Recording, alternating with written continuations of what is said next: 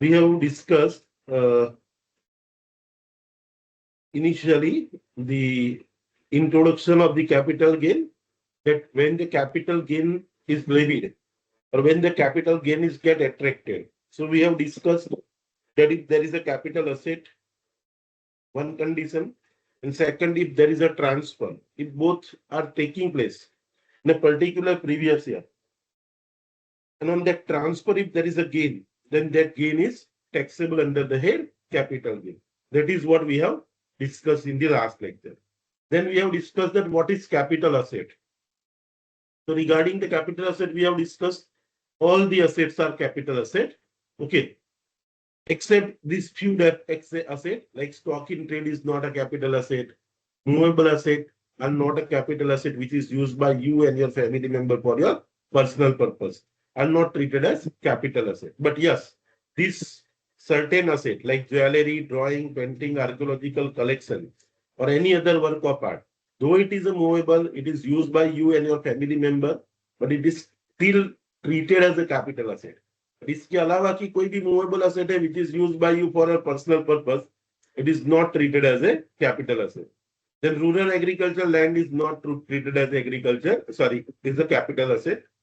Now what is rural, that we have discussed. भाई जो municipal corporation का area है उससे डिस्टेंस के आधार पे डिसाइड होता है. ओके, पॉपुलेशन और डिस्टेंस के बेस पे डिसाइड होता है. That we have discussed. Then we have discussed the gold bond, gold deposit bond are not a capital asset. ये वाला पॉइंट हमने डिस्कस किया था कि भाई अगर जमीन रूरल कब गिनी जाएगी, तो डिपेंड कि अगर पॉपुलेशन वो सिटी का 10,000 से 1 लाख है, तो जो म्युनिसिपल कॉर्पोरेशन के हद से 2 किलोमीटर तक की लैंड को भी अर्बन ही गिना जाएगा, उसके बाद की लैंड है वो रूरल है. अगर पॉपुलेशन कितना है 10 लाख से 1 लाख से 10 लाख तक है, तो in that case municipal corporation का एरिया है उससे 6 किलोमीटर तक का एरिया भी अर्बन ही गिना जाएगा. उसके बाहर जो होगा तो उसको रूरल गिना जाएगा. और पॉपुलेशन 10 लाख के ऊपर है, then 8 kilometre area you have to check. और 8 किलोमीटर के बाद की लैंड है तो रूरल, 8 किलोमीटर के अंदर या तो फिर सिटी के अंदर है वो तो अर्बन गिनी जाएगी. That we have discussed. Then we have discussed that what is short term capital asset and what is long term capital asset. Am I audible? Hello. Yes, Yes, sir. sir. Yes, sir. Yes, sir. Yes. Okay.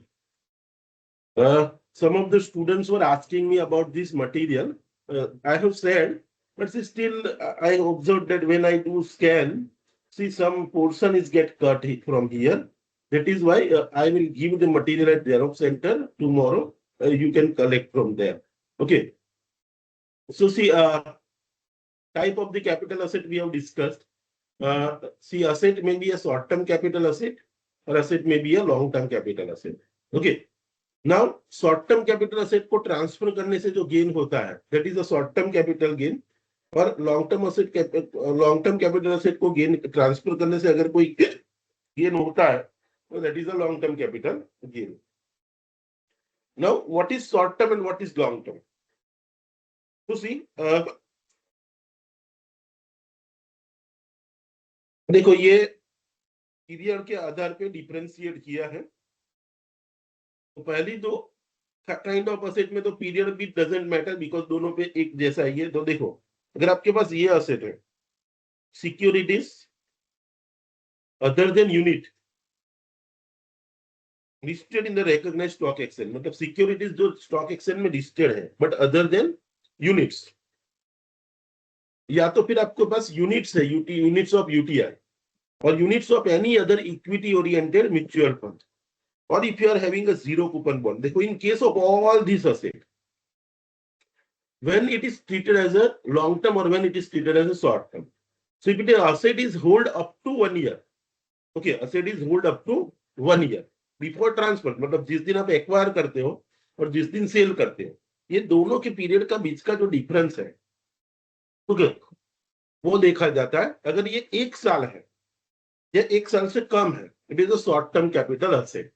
Okay, in which case, in case of these 4 assets, securities listed in the stock exchange, units of UTI, unit of any other mutual fund, but it is equity oriented and zero coupon bond. In case of all these assets, whether it is a short term or long term, that we will decide based on what? We will decide based on the period of holding, and period of holding is up to 1 year, and it is up to 12 months. Then it is short term. उससे ज्यादा है तो it is treated as long term. अब in case of another two assets, देखो अगर asset unlisted shares है, okay, so shares जो यहाँ पे जो शेयर्स दिए गए हैं वो लिस्टेड है और यहाँ पे अनलिस्टेड शेयर्स पार्ट बी में यू कैन सी, और in bracket it is also mention that shares not covered in part A, मतलब पार्ट ए में कौन से शेयर है जो लिस्टेड है रिकॉग्नाइज्ड स्टॉक एक्सचेंज में, और जो अनलिस्टेड कंपनी के शेयर्स है या तो फिर आपके पास कोई भी इमूवेबल प्रॉपर्टी, मतलब whether it is a land और बिल्डिंग, तो in this case of asset C you have to check whether asset is a short term और लॉन्ग टर्म. शॉर्ट टर्म और लॉन्ग टर्म डिसाइड करना है तो उसके लिए हम पीरियड ऑफ होल्डिंग देखेंगे, और if this period of holding in case of this two asset unlisted equity shares और अनलिस्टेड कोई भी शेयर्स, लिस्टेड इक्विटी भी हो सकता है, प्रेफरेंस भी हो सकता है, in case of any shares but which is unlisted, और in case of land and building that is immovable property. So asset is a long term or short term, it depends on what, it depends on the period of holding. If the period of holding is less than 2 years, मतलब exact 2 year or less, exact 2 year or less, then it is short term. But if it is more than or exceeding 2 years, exceeding 24 months, then it is treated as a long term. Okay. तो देखो ये option C जो है part सी, बाकी कोई भी asset है देखो उसके लिए आपको दो डेट्स ध्यान में रखनी पड़ेगी. अगर वो असेट का जो वो असेट के लिए मतलब आपने जो ट्रांसफर किया है ये 22 जुलाई 2024 तक ट्रांसफर किया है, मतलब 22 जुलाई तक, लॉन्ग टर्म और शॉर्ट टर्म की डेफिनेशन ही चेंज हो गई कि 22 जुलाई तक की असेट अगर आपने 22 जुलाई को या उससे पहले बेच रहे हो तो उसमें लॉन्ग टर्म या शॉर्ट टर्म आपको देखना है. 22 जुलाई या उससे पहले अगर आप असेट बेचते हो तो वो डेट से पहले लॉन्ग टर्म का डेफिनेशन क्या था? 3 ईयर, सॉरी 3 ईयर से ज्यादा है तो लॉन्ग टर्म, 3 ईयर से कम है तो शॉर्ट टर्म. लेकिन 23 जुलाई के बाद क्या हो गया? अभी ये इन case of any other asset also, बाकी सभी असेट मतलब आज के दिन देखो या 23 जुलाई से के बाद की कोई भी डेट देखो तो उसके लिए असेट शॉर्ट टर्म है या लॉन्ग टर्म है कि कौन सी असेट के लिए? Any other asset other than this 6 asset जो हमने पार्ट ए और पार्ट बी में जो 6 असेट डिस्कस की, उसके अलावा की कोई भी असेट है अगर 22 जुलाई से पहले ट्रांसफर की है या 22 जुलाई को या उससे पहले, तो उसके लिए लॉन्ग टर्म और शॉर्ट टर्म हम 3 साल कंसीडर करते हैं. और उसके बाद की असेट है तो we considered it as a, उसके बाद का अगर ट्रांसफर का डेट है तो वी कंसीडर 2 ईयर और 24 month as a period of holding, मतलब 24 मंथ से ज्यादा है तो लॉन्ग टर्म, 24 मंथ या एग्जैक्ट 24 मंथ या उससे कम है तो it is a short term capital asset. Okay, तो एनी अदर असेट में आपको ध्यान रखना है डेट के आधार पर डिसाइड होता है कि कौन सी डेट को आप ट्रांसफर करते हो. अगर आपका ट्रांसफर अब 22 जुलाई या उससे पहले होता है तो 3 साल लेके हम डिसाइड करेंगे whether asset is a short term और लॉन्ग टर्म. ओके, और अगर 22-23 जुलाई या उसके बाद की डेट है तो कोई भी असेट है मतलब ये 6 के अलावा, तो whether it is short term और लॉन्ग टर्म उसके लिए हम पीरियड कितना देखते हैं? We consider 2 years period. Okay, so these dates are very much important. Now see, I hope that we have discussed up to this point in my last lecture, so I have revised all this point. So I hope that you are all have understood up to this point and have no queries. Okay, now we have to learn that how to compute the capital gain. Okay, capital gain कैसे compute किया जाता है? तो देखो जो calculation आपका capital gain का है, very simple calculation is there. If you want to compute the capital gain, okay, तो कैपिटल असेट आपके पास है. देखो आपके पास क्या होना चाहिए? सबसे पहले कैपिटल असेट होना चाहिए. Can you see the screen? Hello, yes sir. Okay, so अगर आपके पास कैपिटल असेट है, अब तो कैपिटल असेट को आपने क्या किया है? Yes, so if you have transfer the asset, you have a capital asset and if you have transfer, और ट्रांसफर हुआ और ट्रांसफर पे आपको गेन हुआ तो वो गेन कैसे कंप्यूट किया जाता है? तो how to compute the capital gain. देखो गेन कैसे होता है कि कैपिटल असेट आपने क्या की होती है? कभी ना कभी उसको आपने परचेज की होगी। परचेज नहीं की तो आपको गिफ्ट में मिली होगी या आपको विल में मिली होगी, ऐसी कोई परिस्थिति होगी। तब असेट आपके पास कोई एक तरीके से आई, ठीक है, वो असेट को आप ट्रांसफर कर देते हो, मतलब वो असेट को आप बेचते हो और बेचने से गेन होता है। तो परचेज किया तो आपने खर्चा किया होगा, आपको गिफ्ट में मिली है तो जिसने गिफ्ट दी है उसने खर्चा किया होगा, आपको विल में मिली है तो आपके फादर ने, जिसने भी आपको विल में दिया उसने खर्चा किया। तो और अब ट्रांसफर करते हो तो ट्रांसफर मतलब in simple word we understand that it is suppose sale. तो अगर सेल है तो सेल करोगे तो आपको क्या मिलेगा, you will receive the consideration. और ये परचेज प्राइस और एक कंसिडरेशन, ये दोनों के बीच का difference, that itself is what it is a gain. Like suppose I have transferred the asset for rupees 5 lakh. Suppose I have purchased it for rupees 3 lakh. So see, very simple calculation is that ये 5 लाख और 3 लाख का बीच का difference, this 2 lakh is what, this is my capital gain. Okay, but when I can use the word capital gain if there is a capital asset. Okay, or it is transfer, or on that if the gain is arise, I can say that that gain is a capital gain. So in reality, how the capital gain is calculated, you can see the here formula, the format is given. Let's see, this is the way in which you are supposed to calculate the capital gain.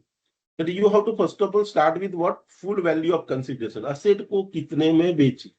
Okay, तो सबसे पहले हम क्या देंगे, देखो, whenever we want to calculate the capital gain, so we will take a full value of consideration, मतलब asset को बेचने से आपको कितना पैसा मिला, that is called as a full value of consideration. So we have taken the full value of consideration.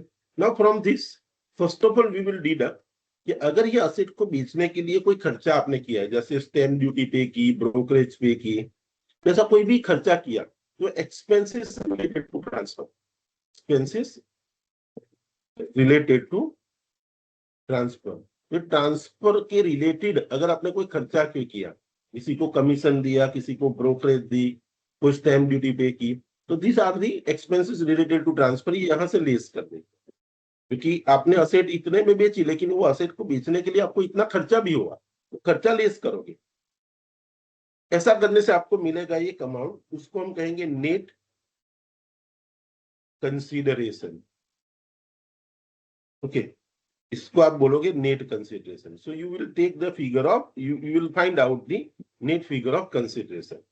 Now from the net figure of consideration you are suppose to deduct cost of acquisition. Cost of acquisition, कि asset को कितने में acquire की थी आपने, this is the value at which you have sold and this is the value at which you have purchase. तो ये आपने इसमें से लेस कर दिया, ठीक है। कभी कभार क्या होता है, जैसे घर होता है, जमीन होती है, वो असेट को आप लेने के बाद उसको इंप्रूव भी करते हैं। तो घर लिया, घर को आपने रिनोवेट किया, उसमें फर्नीचर बनाया, तो ऐसा कोई इंप्रूवमेंट का खर्चा किया, वो भी आपके एंड पे खर्चा है। तो कॉस्ट ऑफ इंप्रूवमेंट वो भी आपको लेस करनी है, कॉस्ट ऑफ इंप्रूवमेंट। असेट लेने के बाद आपको इंप्रूव करने के लिए अगर आपने कोई खर्चा किया है तो that also you have to deduct. और from that, after doing all this, whatever amount you are finally find out, this is your capital gain. Now this, let us first of all understand in a simple way, then we will move towards the long term or short term. Okay, like suppose समझ लो कि ये जो asset है,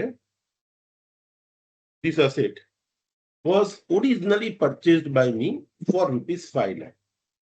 Sorry, I have sold this asset for rupees 5 lakh. Suppose ये asset जो है उसको मैंने 5 लाख में बेच, ठीक है, I sold this asset for rupees 5 lakh. तो मेरे लिए net value of sorry consideration कितना हुआ, 5 लाख कंसिडरेशन हुआ। सपोज ये असेट को बेचने के लिए मैंने 20,000 रुपया ब्रोकरेज पे किया, मतलब मेरा नेट कंसिडरेशन, मेरे हाथ में पैसा कितना है, 4,80,000। ओके, सपोज ये असेट मैंने परचेज की थी 1 साल पहले, समझ लो, फॉर रुपीज 1 लाख। तो 1 लाख में मैंने परचेज की थी, और उसके बाद मैंने इसके अंदर 50,000 का या तो फिर 80,000 का सपोज खर्चा किया। ये 4,80,000 में से मेरा 1,80,000 का खर्चा था। 1 लाख की तो असेट मैंने बाय की और उसके ऊपर 80,000 रुपया का खर्चा किया। देखो 4,80,000 है, उसमें से 1,80,000 चला जाएगा। After that what ever 3 lakh is remaining, this is my capital gain. So this is very simple calculation. Purchase value में से परचेज से रिलेटेड जो खर्चा किया वो बात करो, उसमें से असेट को खरीदने का जो खर्चा किया वो लेस करो, और असेट खरीदने के बाद उसके अंदर जो आपने इंप्रूवमेंट किया है वो इंप्रूवमेंट का एक्सपेंस है वो आप लेस करो। ठीक है, तो ऐसा करोगे तो you will get what, you will get the capital gain. Now see whenever we calculate the capital gain, see we always have to take care whether the capital gain whatever I am calculating is a short term capital gain or it is a long term capital gain। तो आपको मैंने अभी बताया कि देखो, अगर asset क्या है, अगर असेट लिस्टेड इक्विटी शेयर है, लिस्टेड इक्विटी शेयर है, या तो फिर asset other units of UTI है, या तो फिर इक्विटी ओरिएंटेड म्यूचुअल फंड के यूनिट है, या तो फिर असेट क्या है, जीरो कूपन बॉन्ड। उसमें आपको एक ही पीरियड याद रखना है कि if asset is healed for 1 year, 1 year in other words it is 12 months. तो 12 मंथ आपने परचेस करने के बाद रखा है, 12 मंथ एग्जैक्ट का, तो it is a short term capital asset, और इस पे जो गेन हुआ है वो आपका शॉर्ट टर्म कैपिटल गेन होगा। और अगर असेट को 1 साल से ज्यादा आपने रखा है, परचेस किया और सेल किया, ये आपको ये दोनों डेट का बीच का डिफरेंस देखना है कि आपने जब परचेस किया, कौन सी डेट को परचेस किया था, what was the date of acquisition and what was the date of sale और डेट ऑफ ट्रांसफर, ये दोनों के बीच का डिफरेंस देखना है। और if it is up to 1 year, 1 साल में ही बेच देते हो तो शॉर्ट टर्म, और 1 साल के ऊपर गया तो it is if it is suppose you have sold after the 1 year and 3 months, so it is around 15 months, so it is a long term capital gain। इस पे अगर गेन होगा तो लॉन्ग टर्म होगा। फिर हमने दूसरी दो असेट देखी, दूसरी दो असेट कौन सी देखी कि अगर अनलिस्टेड इक्विटी शेयर है, या तो फिर आपके पास इमूवेबल असेट है, immovable asset. Immovable asset means what, immovable asset means either it is a land और बिल्डिंग।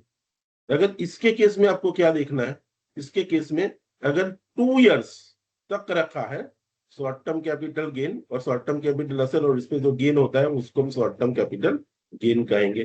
2 इयर्स से ज्यादा है हमारा पीरियड ऑफ होल्डिंग, तो मोर देन 2 इयर्स है अगर,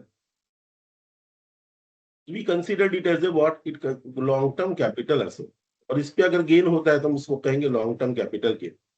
और देखो ये हमने डिस्कस किए 4 असेट, 1, 2, 3 एंड 4, और उसके बाद ये 2 असेट डिस्कस की 5 और 6।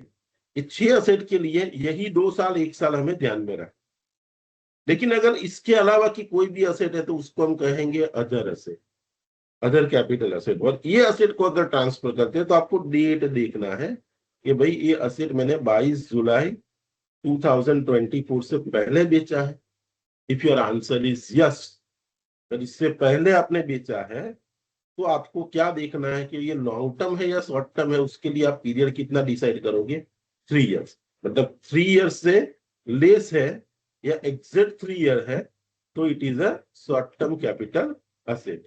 और अगर if asset is more than 3 years, period of holding का, असेट का period of holding more than 3 years है, तो अगर ऐसा कुछ है तो we consider that asset as a long term capital asset.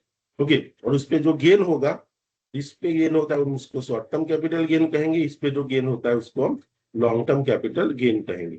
लेकिन असेट को 23 जुलाई 2024 के बाद बेचा है, तो ये 3 साल की जगह हमें क्या लेना है, we have to consider as 2 years. जब 2 इयर्स एग्जैक्ट रखा है, शॉर्ट टर्म 2 ईयर से कम रखा है, शॉर्ट टर्म मतलब एग्जैक्ट 2 ईयर और लेस, तो in that case it is treated as a short term capital asset. और अगर 2 ईयर से ज्यादा है तो we consider it as a long term capital asset. Okay, तो ये 2 इयर्स इस अदर असेट के लिए भी आ गया है, कौन सी डेट के बाद, 23 जुलाई के बाद। और 23 जुलाई से पहले अदर असेट में क्या था, तो कि भाई 3 इयर्स था।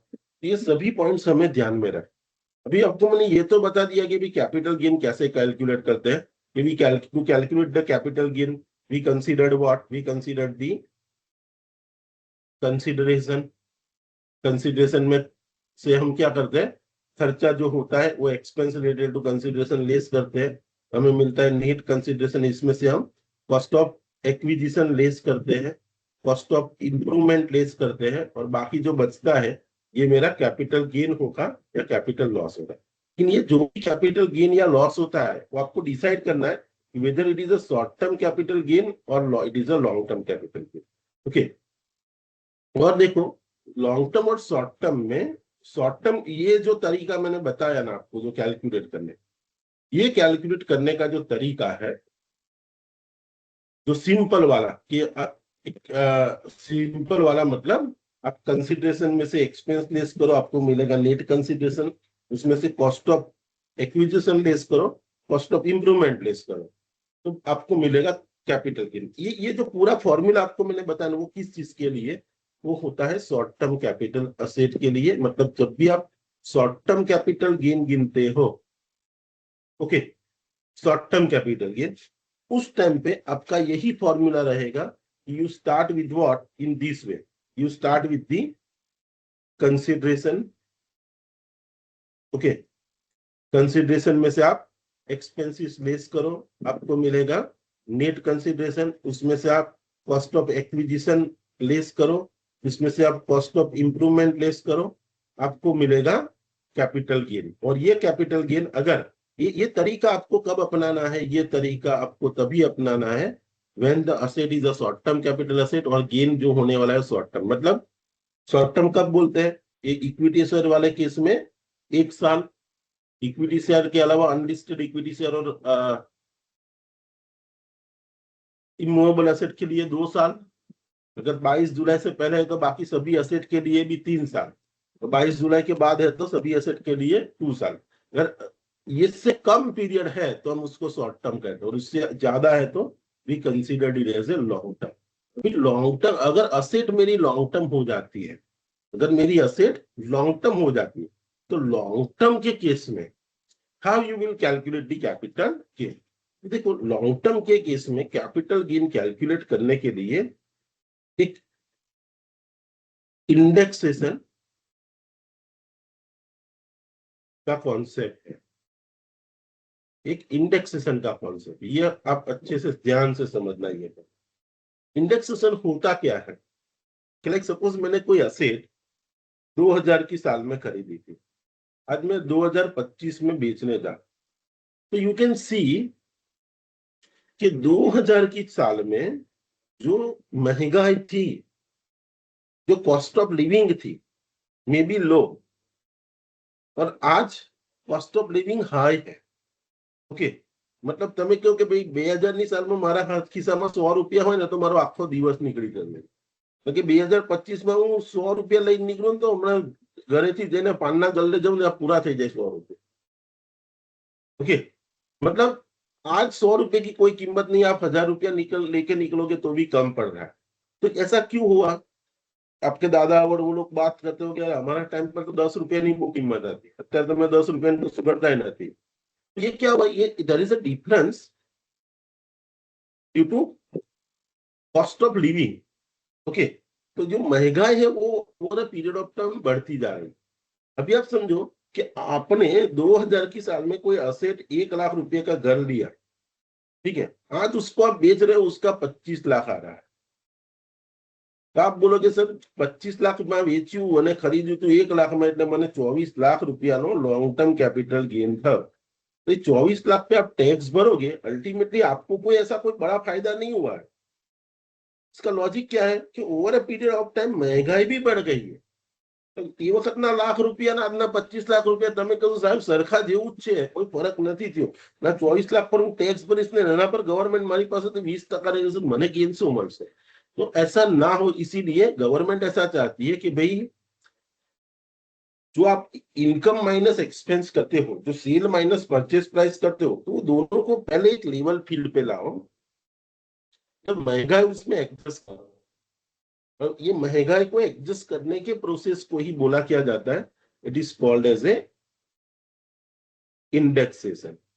Okay, it is called as a indexation. तो इंडेक्सेशन में क्या किया जाता है, तो पहले तो ये 2000 की साल का जो 1 लाख रुपया है ना, उसकी आज के दिन में कितनी कीमत होगी वो फाइंड किया जाता है। आपने आज के दिन में कीमत ढूंढी कि भाई जो 2000 की साल में 1 लाख था, वो आज के दिन अगर मुझे मिला होता तो उसकी कीमत 18 लाख होती, और आज मैं उसको ये एसेट को 25 लाख में बेच रहा हूं, तो ये दोनों के बीच का डिफरेंस 7 लाख है। मतलब I have to pay the capital gain tax on 7 lakh and not on 24 lakh. जो सपोज आपने इंडेक्सेशन नहीं अप्लाई किया होता तो you may have to pay the tax on 24 lakh and now you have to pay the tax on 7 lakh. So this is called indexation.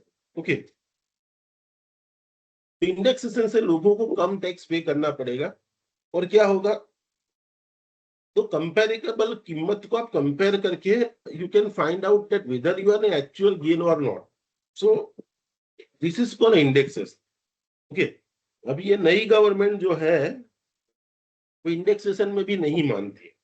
तो 30 जुलाई के बाद में उसने इंडेक्सेशन हटा दिया था पहले, लेकिन लोगों ने बहुत अपोज किया तो उसने इंडेक्सेशन एक ऑप्शन के साथ वापिस लाया। तो पहले अभी इंडेक्सेशन कब लगता है, कैसे लगता है, वो आप समझो। देखो, ये जो मैं मटेरियल आपको देने वाला हूं उसमें भी नहीं लिखा है, तो ये इंडेक्सेशन कब और कैसे लगेगा। इंडेक्सेशन आप समझो, पहले लगता कौन सी एसेट पे है, समझाए थे ना बताने। Hello, yes sir. Yes sir. Yes sir. Okay.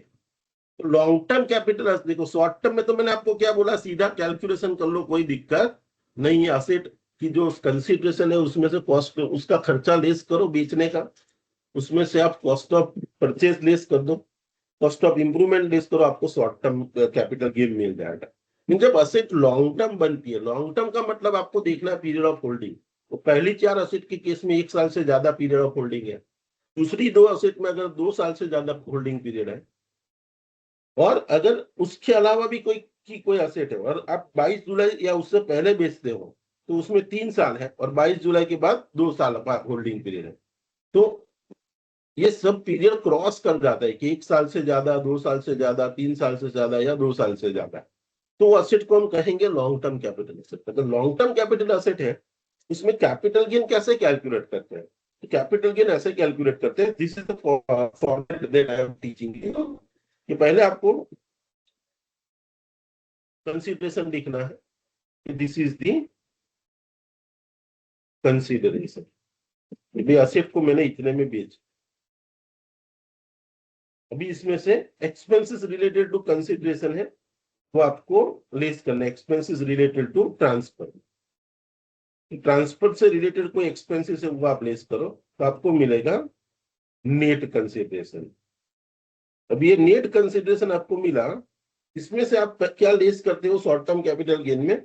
In case of short term capital gain you are deducting cost of purchase और कॉस्ट ऑफ एक्विजिशन। यहां इसकी जगह आप क्या लेस करोगे, इंडेक्स कॉस्ट ऑफ एक्विजिशन। आपको क्या लेस करना है, इंडेक्स कॉस्ट ऑफ एक्विजिशन। और इंडेक्स कॉस्ट ऑफ एक्विजिशन कैसे फाइंड करते हैं अभी हम सीखेंगे। और इंडेक्स कॉस्ट ऑफ एक्विजिशन के बाद आपको क्या लेस करना है, you also have to deduct the index cost of improvement. Okay, index cost of acquisition भी लेस करना है, इंडेक्स कॉस्ट ऑफ इंप्रूवमेंट भी लेस करना है, और फाइनली जो आंसर आएगा वो आपका लॉन्ग टर्म कैपिटल गेन या लॉन्ग टर्म कैपिटल लॉस हो सकता है। लेकिन ये इंडेक्सेशन आपको अप्लाई कब करना है, only in case of long term capital asset.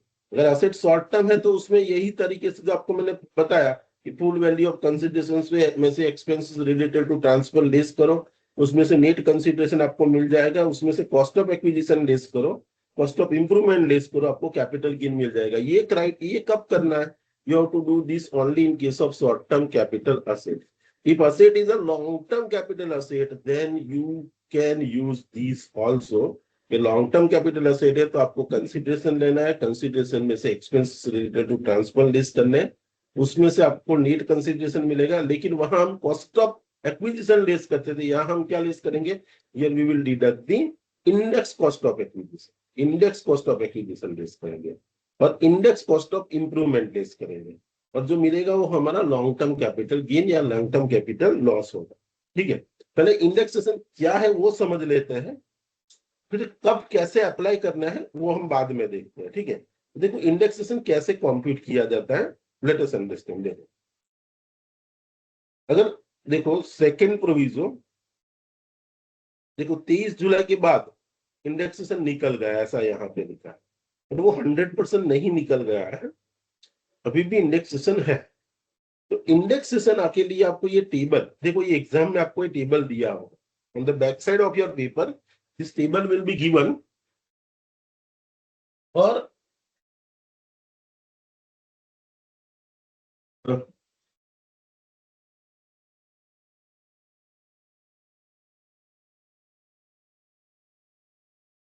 आपको ये टेबल दिया होगा, और ये टेबल का यूज करके आपको इंडेक्सेशन फाइंड करना।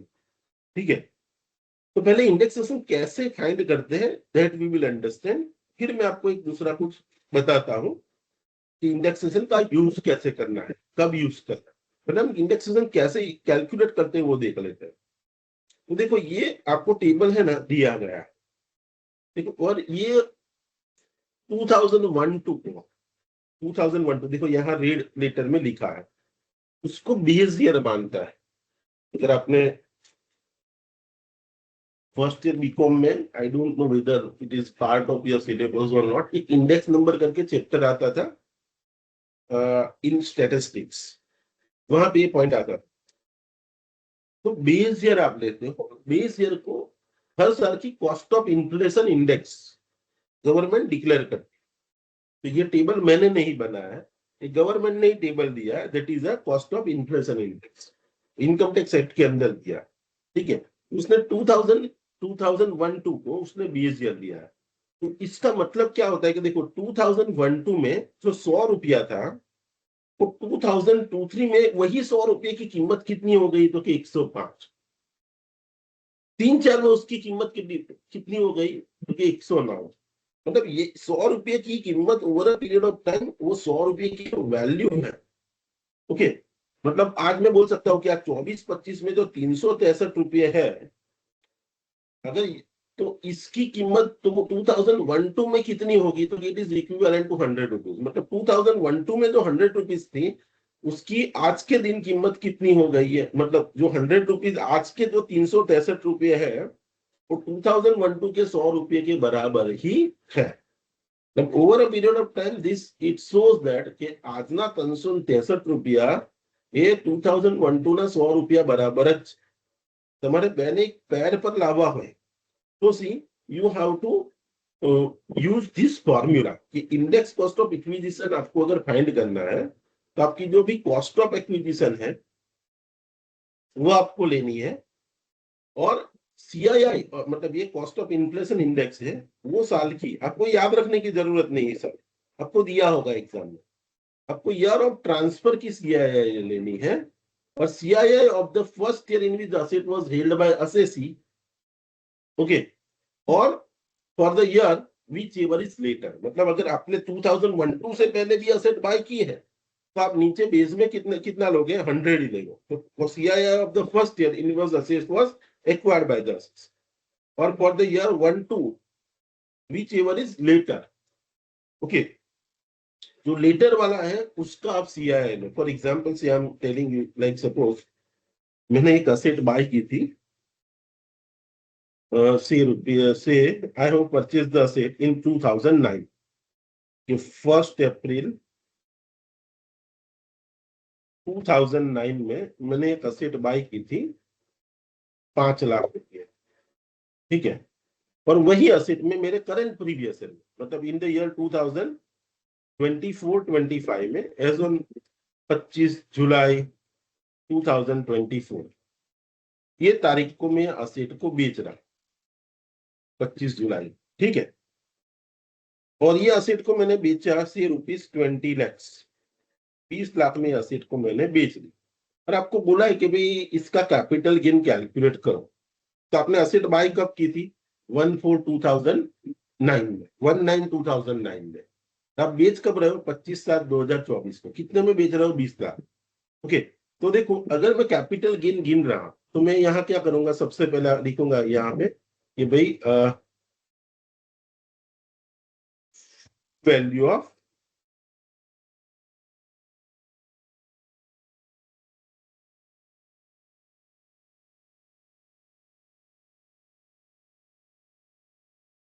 ये फुल वैल्यू ऑफ कंसिडरेशन।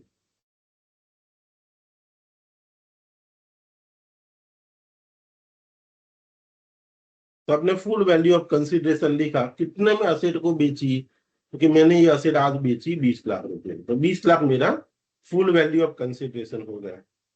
ठीक है, अभी आपको बोला गया कि असेट को बेचने के लिए आपने स्टैंप ड्यूटी का खर्चा किया 1 लाख रुपया। तो सपोज स्टैंप ड्यूटी आपने पे की है 1 लाख रुपया, तो ये क्या है, this is the expense related to transfer. Suppose यहां से मैं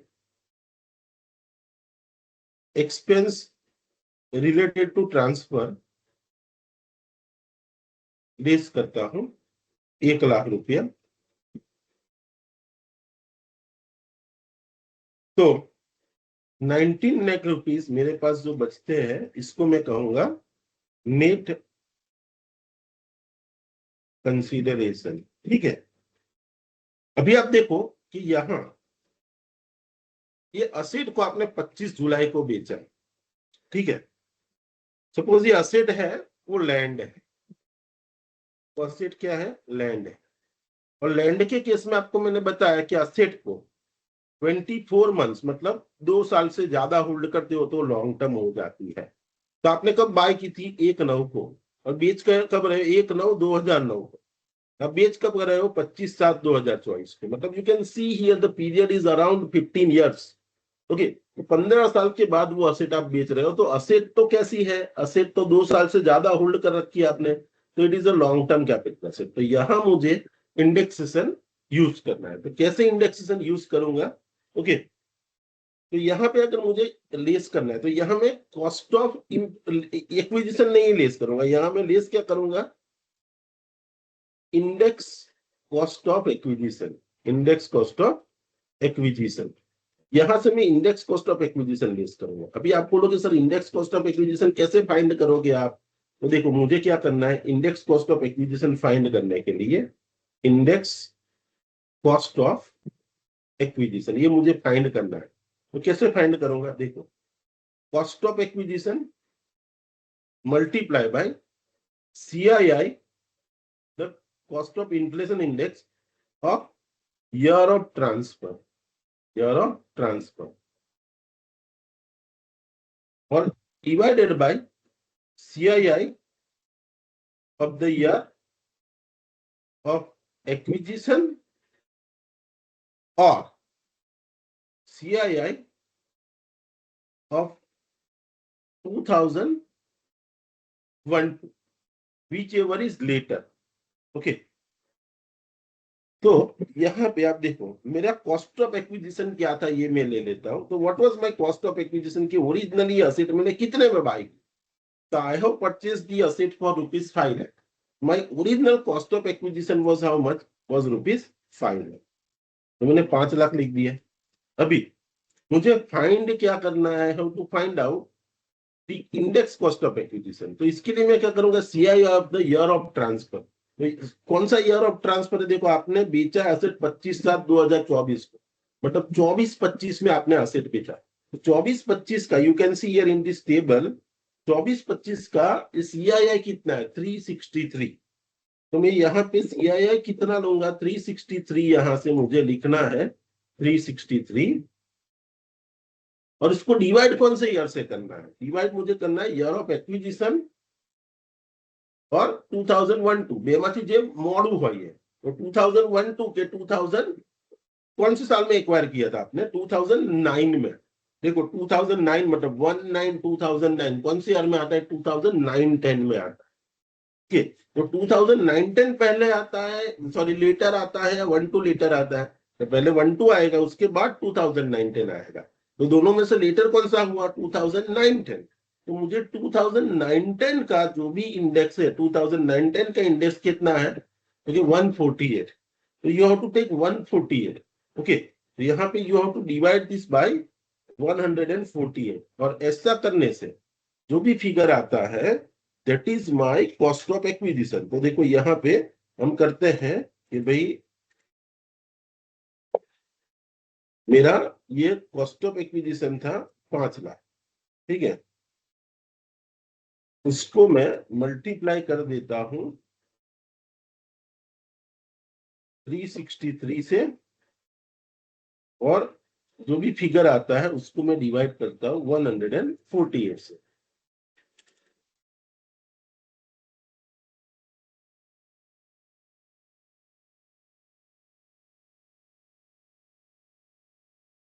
तो ये आ गया 12,26,351. ओके, मतलब आज के दिन में जो 5 लाख थे 2009 में, उसकी कीमत कितनी है?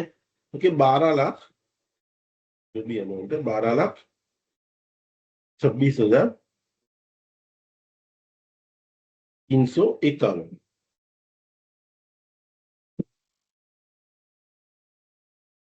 ये मेरा कॉस्ट ऑफ एक्विजिशन होगा, इंडेक्स कॉस्ट ऑफ एक्विजिशन.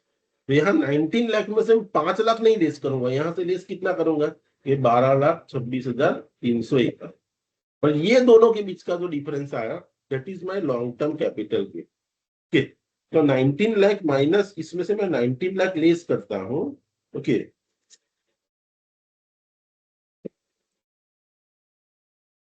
तो ये मेरा कैपिटल गेन हुआ 6,73,648. तो 6 लाख जो भी फिगर आ रहा है 6 lakh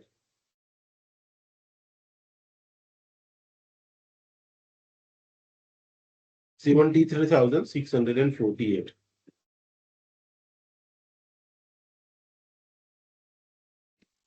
So this is my long-term capital gain. See, if I may have taken 5 lakh rupees and have not used the indexation, the capital gain would have been very high. અહીંયાથી સીધા 5 lakh less કર્યા હોત 19 માંથી, તો મારો capital gain કેટલો થાય? It would be 15 lakh. तो मुझे 15 lakh पर टैक्स भरना पड़ता. But I have used the indexation. So after using the indexation, my capital gain amount is less. Okay, so you can see the capital gain amount is less. So you will get the benefit if you use the indexation. Okay, so if you will get the benefit if you will use the indexation. तो indexation का use करोगे तो आपको ये benefit होगा कि you have to pay less tax. Okay, suppose समझ लो ये असेट मैंने बाय की होती 1999 में. ओके, 1999 मतलब 2012 से पहले बाय की है. ओके, तो आपका 12 का आपके पास 1999 का तो इंडेक्सेशन नहीं है. तो ये केस में आप क्या करते हैं? यहाँ पे जो ये लेटर वाली बात की गई है कि भाई लेटर का मतलब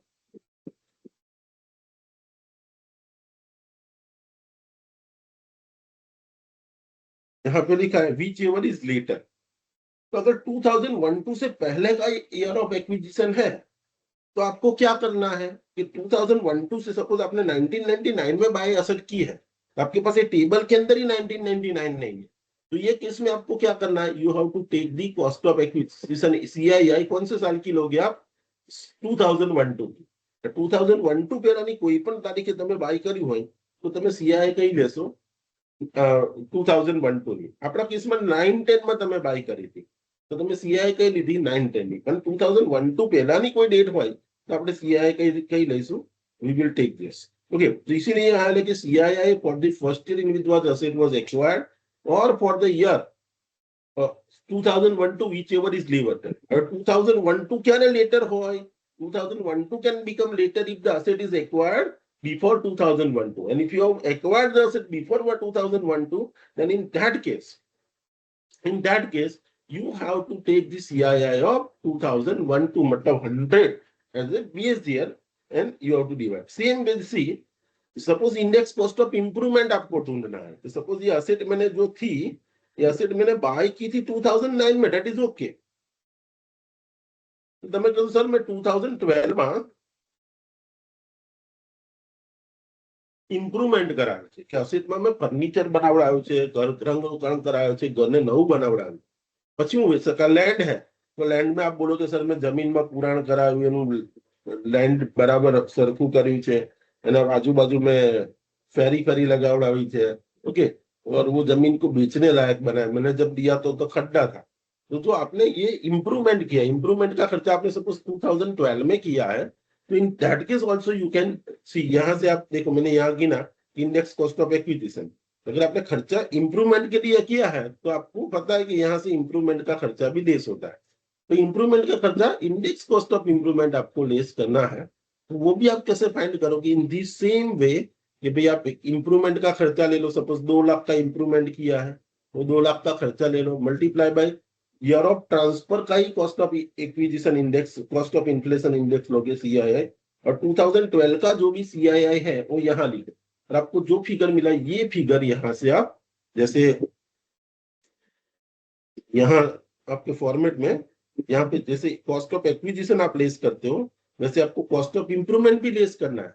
लेकिन अगर लॉन्ग टर्म असेट है तो उसके केस में आप long term cost of improvement की जगह index cost of improvement less करोगे।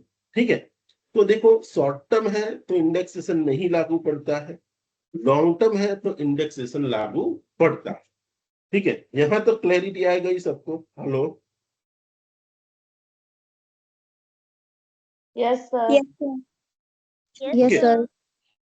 तो whenever we compute the capital gain, at that time अगर शॉर्ट टर्म कैपिटल एसेट आपको सीधा एसेट का ही purchase price minus sorry sale consideration minus जो खर्चा है वो लेस करो, उसमें से आप कॉस्ट ऑफ सॉरी एक्विजिशन और कॉस्ट ऑफ इंप्रूवमेंट लेस करो, आपको कैपिटल गेन ऐसे तरीके से ही मिल जाएगा, यही फॉर्मेट के हिसाब से। लेकिन अगर लॉन्ग टर्म एसेट है तो वो केस में आपको क्या करना है, ये सिर्फ कॉस्ट ऑफ एक्विजिशन नहीं लेना है, उसमें इंडेक्सेशन भी लागू पड़ेगा। लेकिन लेकिन देखो यहाँ पे ये साल में कुछ चेंज आया है। यहाँ चेंज आके क्या आया है कि second proviso to the section 48 indexation, it is like this, आपने समझ लिया। और यहाँ पे ब्रैकेट में ऐसा लिखा है not applicable with effect from 2024। तो 2024 के बाद इंडेक्सेशन लॉन्ग टर्म एसेट में भी लागू नहीं पड़ रहा है, ऐसा इनकम टैक्स एक्ट में आ गया। ठीक है, तो ऐसा इंडेक्स इनकम टैक्स एक्ट में आ गया कि भाई आपको लॉन्ग टर्म कैपिटल गेन करते हो तो 2024 के बाद, मतलब 23 जुलाई 2024 के बाद अगर आपने असेट बेची है तो इंडेक्सेशन लागू नहीं पड़ा। तो ऐसा प्रोविजन तो आया, फिर लोगों ने अपोज किया, तो government has in later on the indexation is restored with some modification that is not given in this material, but see now you understand कि भाई कब और कैसे इंडेक्सेशन कौन से साल में लगेगा। तो अगर देखो मैं इंडेक्सेशन के लिए बहुत ध्यान से समझना, ठीक है, क्योंकि ये जो मैं मटेरियल देने वाला हूं उसमें भी ये नहीं है। तो see you understand this properly, ठीक है, you understand this properly. See applicability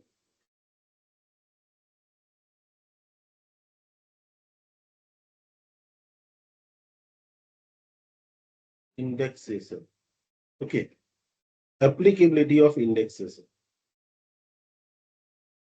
Abhi to understand this, see I am dividing the asset into two categories.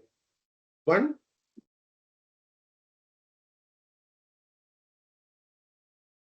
is a land and building.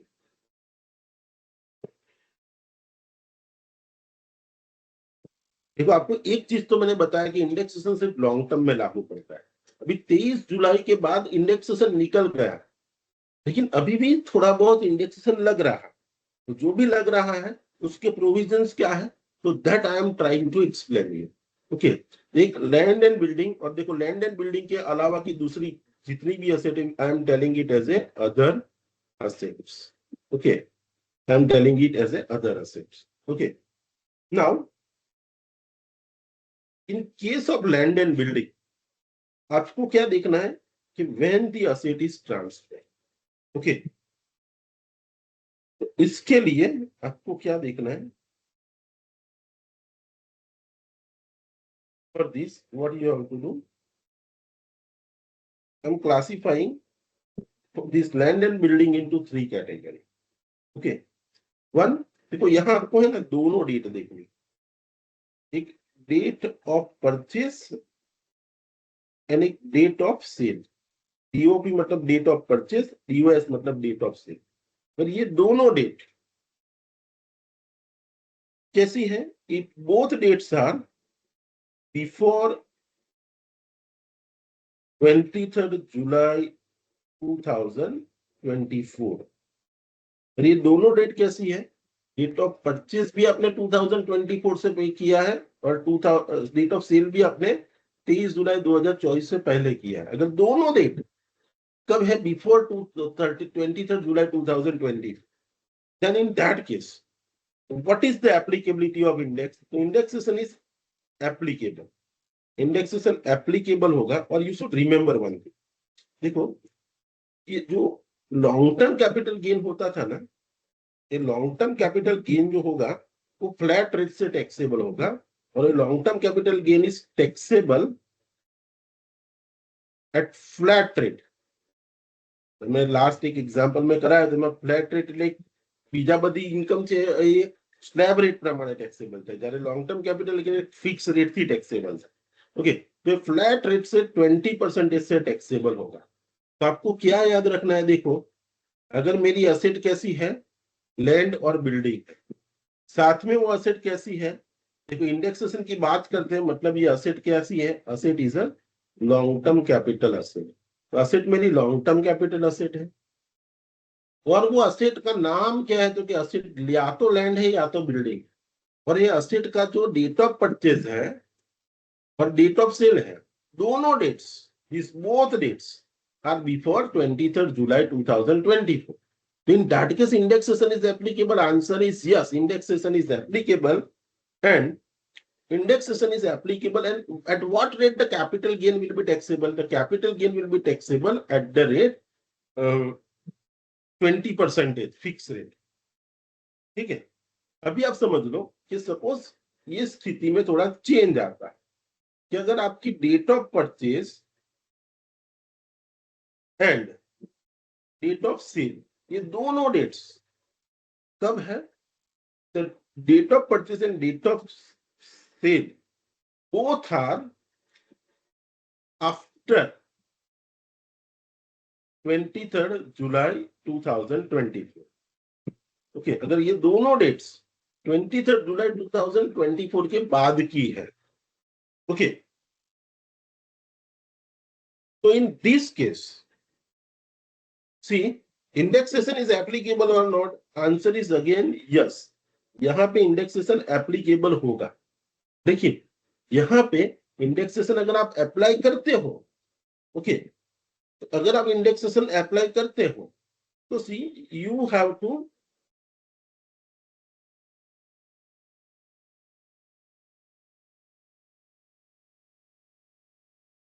Sorry यहाँ इंडेक्सेशन एप्लीकेबल होगा या नहीं होगा? Answer is no, यहाँ indexation applicable नहीं होगा। अगर date of purchase और डेट ऑफ सेल दोनों कैसा है? आफ्टर 23 जुलाई 2024 के बाद है, तो इंडेक्सेशन एप्लीकेबल नहीं होगा। लेकिन गवर्नमेंट ने बोला कि चलो तुमने इंडेक्सेशन નો લાભ નહીં મળે, કઈ વાંધો નહીં, તમે તમારા પાસેથી ટેક્સ પણ ઓછા રેટથી લઈશું, तो we will charge the tax at the rate 12.5%। तो अगर लॉन्ग टर्म कैपिटल असेट है, अगर वो लैंड या बिल्डिंग है और उसकी डेट ऑफ परचेज और date of cell, okay, 23 July 2024 के बाद है, दोनों डेट 2024 के बाद। देखो यहां पॉसिबली ये साल के लिए ये नहीं है, ऐसा नहीं होगा। इसका लॉजिक क्या है कि आपका प्रीवियस ईयर ही 31 मार्च को खत्म होगा। ठीक है, अगर 23 जुलाई के बाद भी की डेट लोगे, ठीक है, 23 जुलाई के पहले परचेस के बाद परचेस किया और 23 जुलाई के बाद ही सेल किया है, लेकिन आपका प्रीवियस ईयर तो 31 मार्च को एंड हो जाता है, तो आपका पीरियड ऑफ होल्डिंग हमेशा 1 साल से कम होगा, तो शॉर्ट टर्म ही होगा। એનો मतलब આ વસ્તુ છે ને આવતા વર્ષથી એપ્લિકેબલ થશે। બટ યુ શુડ રિમેમ્બર कि अगर ऐसा होता है कि डेट ऑफ परचेज और डेट ऑफ सेल आफ्टर 2024 के बाद की है, तो वो केस के अंदर गवर्नमेंट ऐसा बोलती कि इंडेक्सेशन का बेनिफिट नहीं मिलेगा और आपको टैक्स कितने रेट से पे करना है? 12.5%। ठीक है, समझ में आया ये वाला पॉइंट? अगर दोनों डेट्स इंडेक्सेशन के पहले, मतलब 23 जुलाई से पहले डेट ऑफ परचेज और डेट ऑफ सेल, तो 100% इंडेक्सेशन लगेगा, इंडेक्सेशन का बेनिफिट मिलेगा और आपको 20% के रेट से टैक्स पे करना है। और अगर डेट ऑफ परचेज और डेट ऑफ सेल दोनों आफ्टर 23 जुलाई 2024 है, तो in that case there is no indexation benefit available and you have to pay the tax at the rate 12.5%. Suppose third situation ऐसी है कि आपकी डेट ऑफ परचेज 23 जुलाई 2024 से पहले की है, बिफोर, और ये डेट ऑफ सेल है 23 जुलाई 2024 के बाद की है, मतलब आफ्टर वाली सिचुएशन। ठीक है, मतलब आपके पास असेट है, असेट लॉन्ग टर्म है, और वो असेट कौन सी है? लैंड और बिल्डिंग है, और उसकी डेट ऑफ परचेज है 23 जुलाई से पहले है, लेकिन डेट ऑफ सेल है 23 जुलाई 2024 के बाद की है। तो ये केस में आपको इंडेक्सेशन लागू पड़ेगा या नहीं पड़ेगा? It is up to you. You calculate the capital gain with indexation और you calculate the index capital gain without indexation. Okay, देखो, विथ इंडेक्सेशन में जाओगे तो आपको 20% के रेट से टैक्स पे करना पड़ेगा, विदाउट इंडेक्सेशन में जाओगे तो आपको 12.5% के रेट से टैक्स पे करना पड़ेगा। तो दोनों का टैक्स कैलकुलेट करो, कंपेयर करो, और जिसमें टैक्स कम आता है that method you should prefer. मतलब अगर ऐसा होता है, एक one is before, purchase date is before and sale date is after, तो in that case you can choose the indexation, it is up to you. Okay, कि अगर with indexation जाओगे जा सकते हो, लेकिन अगर इंडेक्सेशन चूज किया तो आपको 20% के रेट से टैक्स पे करना पड़ेगा। पर इंडेक्सेशन आप नहीं चूज करते हो तो you have to pay the tax at the rate 12.5%। Okay, and लेकिन कब? when the date of purchase is before 23rd July 2024 and date of sale is after 2024, 23rd July 2024 के बाद। वैसा एक डेट पहले, एक डेट, मतलब परचेज की डेट 24 जुलाई से पहले और सेल की डेट 21 जुलाई के बाद की है, तो आपको दोनों ऑप्शन चूज करना है, दोनों का टैक्स कैलकुलेट करना है, और दोनों में से जो कम टैक्स लगता है that method is best for you. लेकिन दोनों डेट पहले तो आपको कंपलसरी इंडेक्सेशन में लेना है, 20% के हिसाब से टैक्स पे करना है। अगर दोनों डेट बाद में है तो इंडेक्सेशन का बेनिफिट नहीं मिलेगा, लेकिन आपको टैक्स रेट आपसे कम दिया जाएगा, दैट इज 12.5%। और एक पहले और एक बाद है तो आपको दोनों से कैलकुलेट करो, और जिसमें टैक्स कम आता है वो मेथड आप चूज करो। But this entire point I have discussed with you for which asset? This entire point I have discussed with you for the asset land and building. Okay, now land and building के अलावा की दूसरी कोई asset है तो उसमें क्या करोगे आप? तो देखो, लैंड एंड बिल्डिंग के अलावा की दूसरी कोई भी असेट है तो उसमें आपको क्या करना है कि if the asset is other than land and building, then you have to check what, only one thing, date of transfer आपको देखनी, सिर्फ डेट ऑफ ट्रांसफर। अगर date of index, date of transfer, ये जो ट्रांसफर की date है, ये अगर बिफोर 23rd जुलाई 2024 के पहले ही डेट ऑफ ट्रांसफर देखो, सिर्फ इन case of any other asset. अगर लॉन्ग टर्म असेट है और अगर उसका date of July 23rd July 2024 के बाद है तो इंडेक्सेशन का बेनिफिट मिलेगा। Answer is yes. And what rate you have to pay the tax? अगर इंडेक्सेशन का बेनिफिट लेते हो तो you have to pay the tax at the rate 20%। और अगर date of transfer after 23rd July 2024 के बाद तो इंडेक्सेशन का बेनिफिट मिलेगा। Answer is no, indexation benefit is available and you have to pay the tax at the rate 12.5%। Okay, तो in short what this provision says, in case of any other asset, मतलब कोई भी other asset है, देखो we can classify in this way कि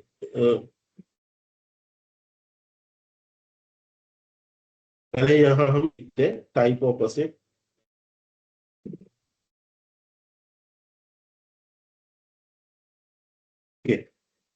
तो या तो ये लैंड एंड बिल्डिंग हो सकती है, land and building,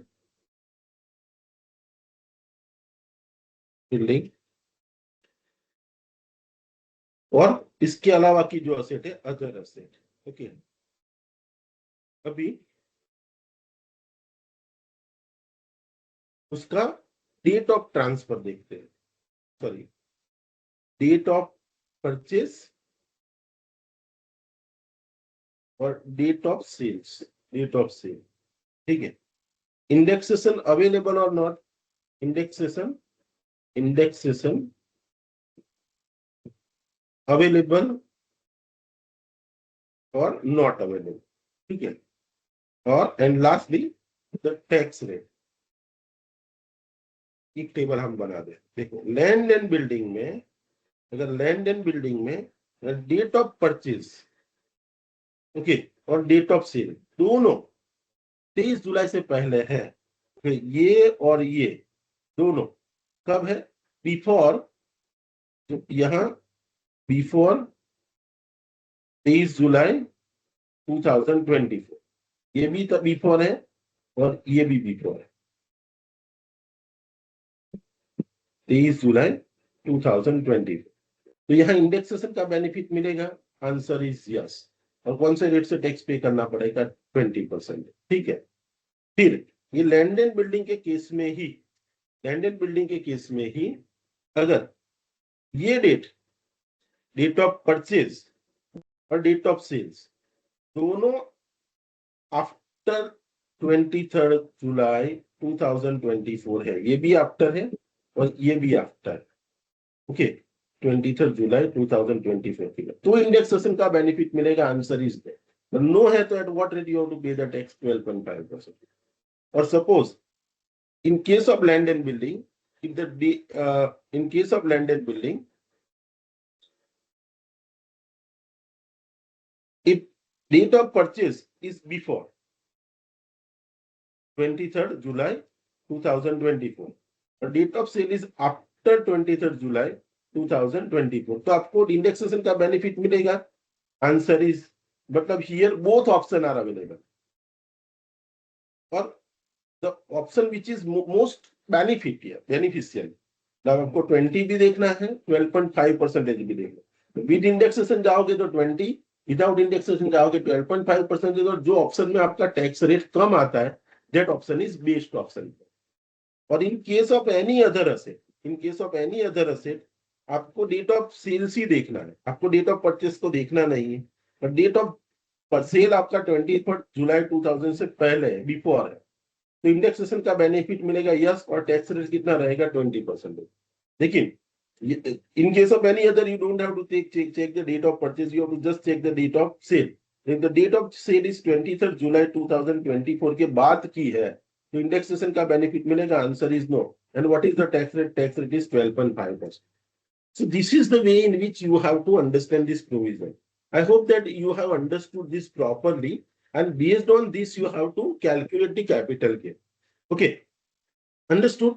So see, you always have to keep in your mind this entire structure of this capital asset. मतलब capital asset सबसे पहले अगर आपको सम दिया है तो पहले आपको ये देखना है कि असेट शॉर्ट टर्म है या लॉन्ग टर्म।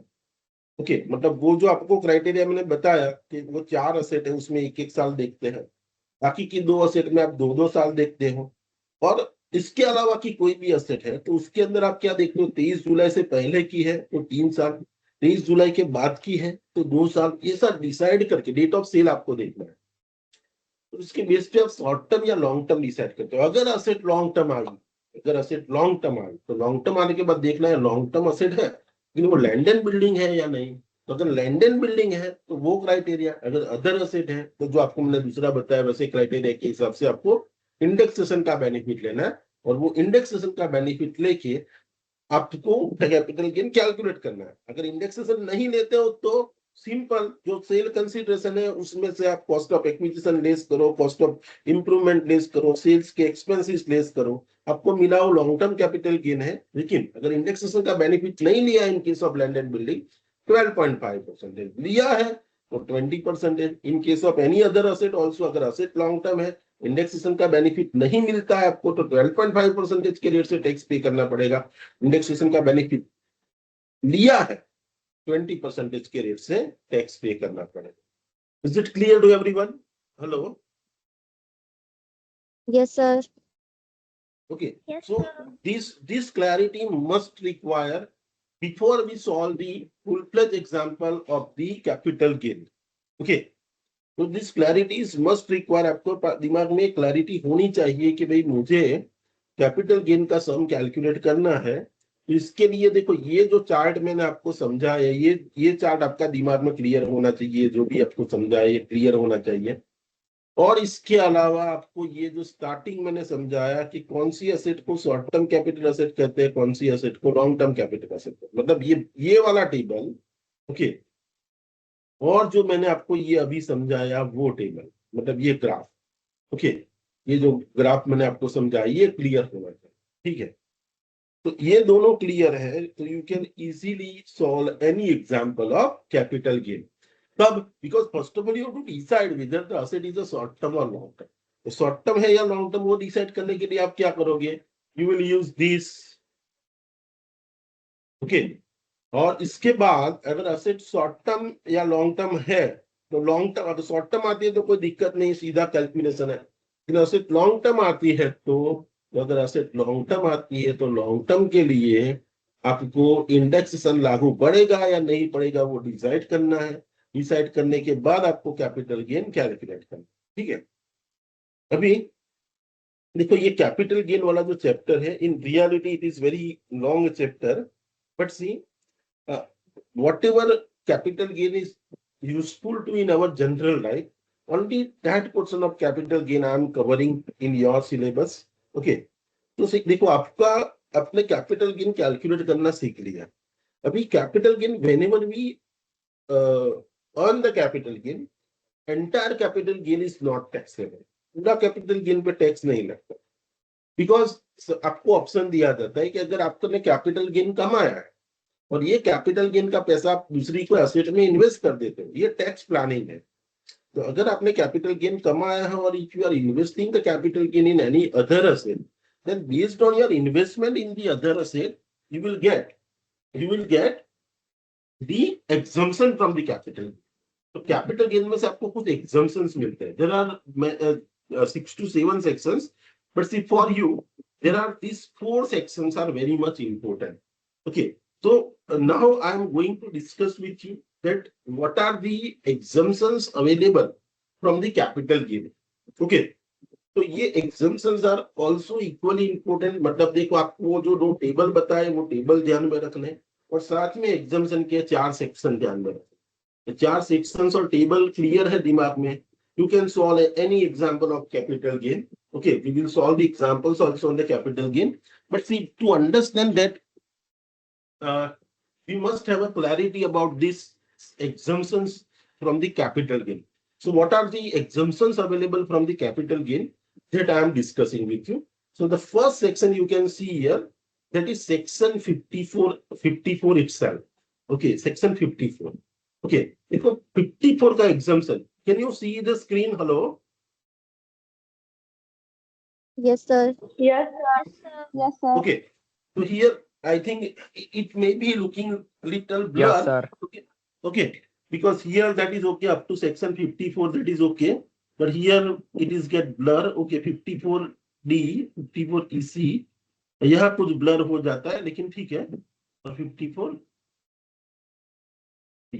ओके, ये जो सेक्शंस है उसमें से हम okay, let me open my book also so I can read it very well. ये मटेरियल आपको जेरोक्स सेंटर से मिल जाएगा, don't worry, because if it looks very blur here. Okay, so let us understand these sections one by one। Okay, 54, 54B, 54D and 54 is okay, and 54F, ये 5 section है। एक 54, 54B, 54D, 54EC and 54F, ये 5 sections है। ये पांचों section हमें अच्छे से समझने हैं। Let us understand, start with the section 54। Now see what section 54 says। देखो 54 का एग्जम्पशन किसको मिलता है? तो 54 का एग्जम्पशन क्लेम करने के लिए what is the requirement? The requirement is that the first requirement is that assessee must be an individual or actual। मतलब તમે સમજો કંપની માટે કે કોઈ ફર્મ માટે ગણતા હો, ये एग्जाम्शन नहीं मिलेगा। ये 54 का एग्जाम्शन, सेक्शन 54 का एग्जाम्शन किसको मिलता है? Only to this eligible assessee. तो who is eligible assessee to claim the exemption under section 54? The eligible assessee is a individual और एचजी। ओके, अब ये सेक्शन 54 का बेनिफिट इसको कब मिलेगा? तो देखो, the second condition is what ever asset transferred by him. જે એસેટ એ વેચી રહ્યો છે ને, એ એસેટ કઈ છે? Okay, that asset which is selling is a residential house property being a building or land appurtenant to, ऐसा लिखा है यहाँ, लैंड वर्ड दब गया है, लेकिन यू मस्ट नो कि उसने जो एसेट बेची है वो बिल्डिंग या तो फिर बिल्डिंग के साथ जो अटैच लैंड है उसके साथ, मतलब अकेली लैंड नहीं, बिल्डिंग और लैंड अपरटेनेंट टू बिल्डिंग, मतलब ઘરની આગળ કમ્પાઉન્ડ है એના સાથે ઘર, એકલું ઘર, પણ એ ઘર કેવું હોવું જોઈએ? રેસિડેન્શિયલ ઘર। એ ઘર એને વેચ્યું છે ને, અને વેચવાથી એને કેવો ગેઇન થયો? देखो, शॉर्ट टर्म कैपिटल गेन થયો તો આનો બેનિફિટ નહીં મળે। You can take the benefit of this section 54 only if the capital gain arise to use which one? A long term capital gain। मतलब देखो, ઘરના કેસમાં શું છે? ઘરના કેસમાં એટલે બિલ્ડિંગના કેસમાં મેં તમને પીરિયડ તમને કીધો, બિલ્ડિંગના કેસમાં કેટલો પીરિયડ જોવાનો? લોંગ ટર્મ કે શોર્ટ ટર્મ માટે? You can see here immovable property. उसके लिए 2024 से पहले या 23 जुलाई 2024 से पहले या बाद में, इसमें कॉमन पीरियड है 2 इयर्स। मतलब घर आपने खरीदा और बेचा, ये दोनों के बीच का पीरियड 2 साल से ज्यादा है, 24 मंथ से ज्यादा है, तो हम कहेंगे असेट लॉन्ग टर्म। तो अगर लॉन्ग टर्म असेट है तो आपको जो गेन हुआ है वो लॉन्ग टर्म कैपिटल गेन हुआ है। ओके, और मतलब તમારી પાસે એક ઘર હતું, લોંગ ટર્મ ઘર હતું, 24 મહિના રાખ્યા પછી તમે એને વેચો છો। તમે કોણ છો? કે you are either individual or you are FPO, and you are selling this house and you are getting gain। આટલી ત્રણ પરિસ્થિતિ થઈ હોવી જોઈએ। You must be individual, the asset which you have transferred must be a house being a residential house। okay, the commercial building વેચો તો પણ benefit નહીં મળે, हाउस वो भी कैसा? रेसिडेंशियल और लैंड अपरटेनेंट है। और वो असेट को बेचने से आपको जो गेन हुआ है वो 24 मंथ्स आपने रखने के बाद बेचा है, मतलब लॉन्ग टर्म कैपिटल गेन है। और वो कैपिटल गेन हुआ है, अगर आपको ये कैपिटल गेन पे जो टैक्स भरना है, वो टैक्स बचाना है, तो आपके पास क्या ऑप्शन है? अगर मुझे टैक्स बचाना है, 54 का एग्जम्पशन लेना है, तो आपको गवर्नमेंट ने ऑप्शन दिया है कि आप दूसरा घर, वो कैपिटल गेन हुआ ना, उससे आप दूसरा कैपिटल गेन, देखो असेट टू बी एक्वायर्ड, आपको एक नया घर ले लेना पड़े। घर લીધું અને તમારે ટેક્સ નથી ભરવો તો you buy one another house. ઘર એક ઘર વેચીને તમે બીજું એક ઘર residential house buy. Okay, and see, देखो यहाँ है note, if the capital gain is up to 2 crore then assessee can acquire 2 crore, मतलब 2 हाउसेस। मतलब તમારે जनरली कैपिटल गेन बचावવા માટે એક ઘર જ બાય કરી શકો, પણ જો કેપિટલ ગેન નો અમાઉન્ટ 2 કરોડ સુધીનો હોય તો તમે બે ઘર પણ બાય કરી શકો। 2 કરોડ થી અબાવ હશે, in that case you have to buy only 1 crore। मतलब if up to 2 crore अगर आपका कैपिटल गेन है तो या तो आप एक घर बाय करो या तो 2 घर बाय करो। लेकिन अगर 2 करोड़ से ज्यादा कैपिटल गेन है तो आपको सिर्फ एक ही घर एक्वायर करना। ओके, और सी, ये बेनिफिट आपको लाइफ में एक ही बार मिलता है। हर बार आप घर खरीदोगे बेचोगे हर बार 54 का बेनिफिट नहीं मिलेगा। देखो, this benefit is available second house property, sorry, तो सेकेंड हाउस प्रॉपर्टी का जो बेनिफिट है आपको, the benefit of the second house property is available once in a life। okay, એટલે તમે લાઈફમાં બે વાર કરી શકો। પહેલું તમે કર્યું, પહેલી વાર કેપિટલ ગેઇન નો બેનિફિટ લઈ લીધું 54 માં, પછી બીજા વર્ષે તમે ફરી ઘર વેચી દો છો અને બીજું કરો છો તો ચાલશે।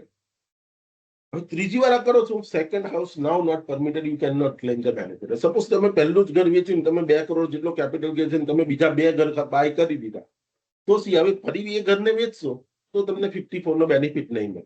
अभी ये घर आपको कितने टाइम में बाय करने, तो see purchase within 1 year before, मतलब તમે જે દિવસ વેચ્યું ને એના 1 વર્ષ પહેલા પણ તમે કોઈ ઘર ખરીદેલું હશે તો ચાલશે। આ પછી ખરીદ્યું એના 2 વર્ષ પછી તમે ઘર ખરીદશો તો પણ ચાલશે।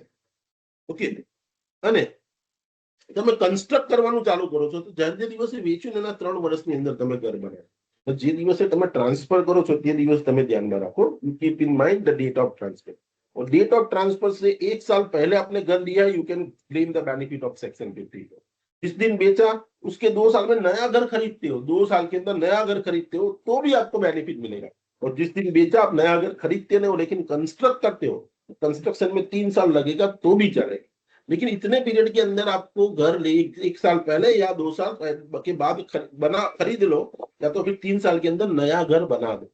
तो ऐसा करते हो तो आपको कैपिटल गेन का बेनिफिट मिलेगा। ओके, देखो यहाँ सीजीएस स्कीम एप्लीकेबल उसमें बोला है यस। सीजीएस स्कीम क्या है कि capital gain escrow account open करके पैसा रखना होता है। देखो वो आपको मैं बताता हूँ क्या है। क्या आपको यहाँ बोला है कि 1 साल पहले आप घर खरीद लो, तो 1 साल पहले तो आपने खरीद लिया है, ठीक है, तो आपने पैसा दे दिया। अभी आपको ये साल में कैपिटल गेन हुआ तो 1 साल पहले जो खरीदा था उसकी कीमत का जो भी कैपिटल गेन, उसके गेन का आपको बेनिफिट एग्जम्पशन का मिलने वाला है, वो मिलेगा।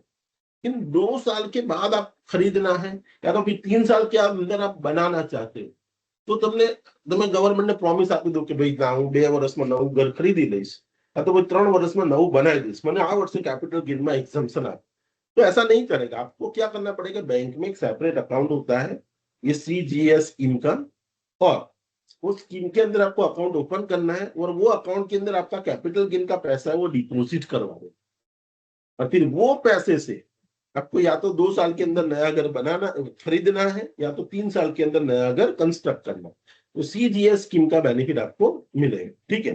फिर देखो आपको कितना एग्जम्पशन मिलेगा, तो जो भी कैपिटल गेन की हुआ है आपको माइनस जो नई असेट में आपने या तो इन्वेस्ट किया है या तो फिर जो मैंने आपको बैंक अकाउंट जो बताया वो बैंक अकाउंट में जितना डिपॉजिट किया है, whichever is lower that much exemption is available. Okay, और देखो जो नई असेट आप बाय करते हो, if the cost of acquisition of the asset exceeds 10 crore, then amount exceeding 10 crore shall not be taken into account for the purpose of exemption। मतलब તમને maximum exemption કેટલું મળી શકે, તો કે 10 કરોડ જેટલું, જેનાથી વધારે નહીં। કે તો maximum exemption limit is 10 crore, not lot more than that। હવે સમજી લો કે તમે નવું ઘર ખરીદ્યું, એ નવું ઘર તમારે પાછું મૂકી રાખવાનું છે, તરત વેચી દો તો ચાલે ન, તો इसके लिए लॉक इन पीरियड है।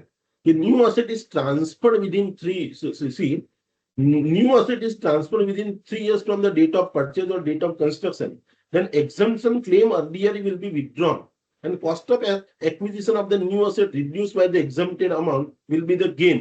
Okay, मतलब આનો मतलब એવો થયો કે જો તમે નવું ઘર જે લીધું છે તો એને 3 વર્ષ સુધી તમારે લોક ઇન પીરિયડમાં રાખો। તો તમે 3 વર્ષ સુધી નવું ઘર જે લીધું છે એને ના વેચી શકો। और अगर ये नया घर आपने 3 साल से पहले बेच दिया तो जितना आपने कैपिटल गेन का एग्जम्पशन लिया था that amount will be treated as again taxable. तो वो अमाउंट आपका टैक्सेबल हो जाएगा वो साल के अंदर। Okay, this is what section 54 says. See let us solve one small example so you get the clarity कि भाई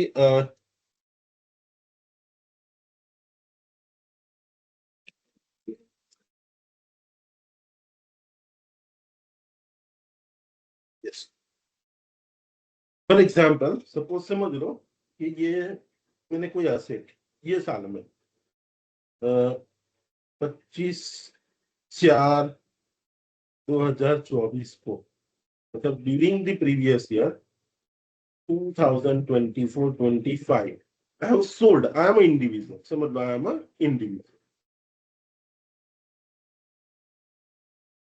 Okay, I have purchased this house in the year 20 जुलाई 2020 में मैंने परचेस किया। This was the date of purchase, this was the date of sale, ये date of sale है, ये मेरा date of purchase है, ये मेरा डेट ऑफ परचेस है, डेट ऑफ सेल है, ठीक है।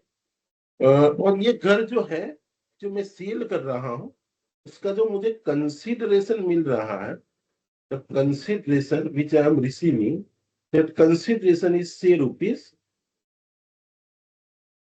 ₹50 lakhs। So I am receiving the consideration of ₹50 lakhs। Okay, now this house was acquired by me। ये घर मैंने एक्वायर किया था, तो परचेस प्राइस मतलब कॉस्ट ऑफ एक्विजिशन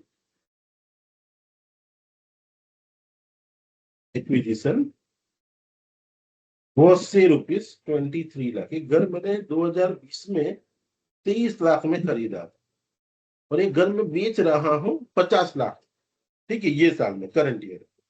ठीक है, और ये घर को बेचने का मुझे स्टैंप ड्यूटी का जो खर्चा हुआ, ये घर खरीदा सॉरी बेचा, स्टैंप ड्यूटी मतलब एक्सपेंसेस रिलेटेड टू ट्रांसफर, ये मुझे हुआ से ₹2 लाख, 3 लाख रुपए। 3 लाख मेरे को खर्चा हुआ घर बेचने का। ठीक है, नाउ यहाँ पे मुझे कैपिटल गेन हो रहा था, तो मैंने क्या किया, आई हैव डिसाइडेड कि ये जो मेरे को कैपिटल गेन होने वाला है, तो कैपिटल गेन बचाने के लिए मैंने क्या किया, एक नया हाउस न्यू हाउसेस परचेज करूंगा, ऐसा मैंने डिसाइड किया। ये परचेज मुझे 2 साल के अंदर कर लेना पड़ेगा।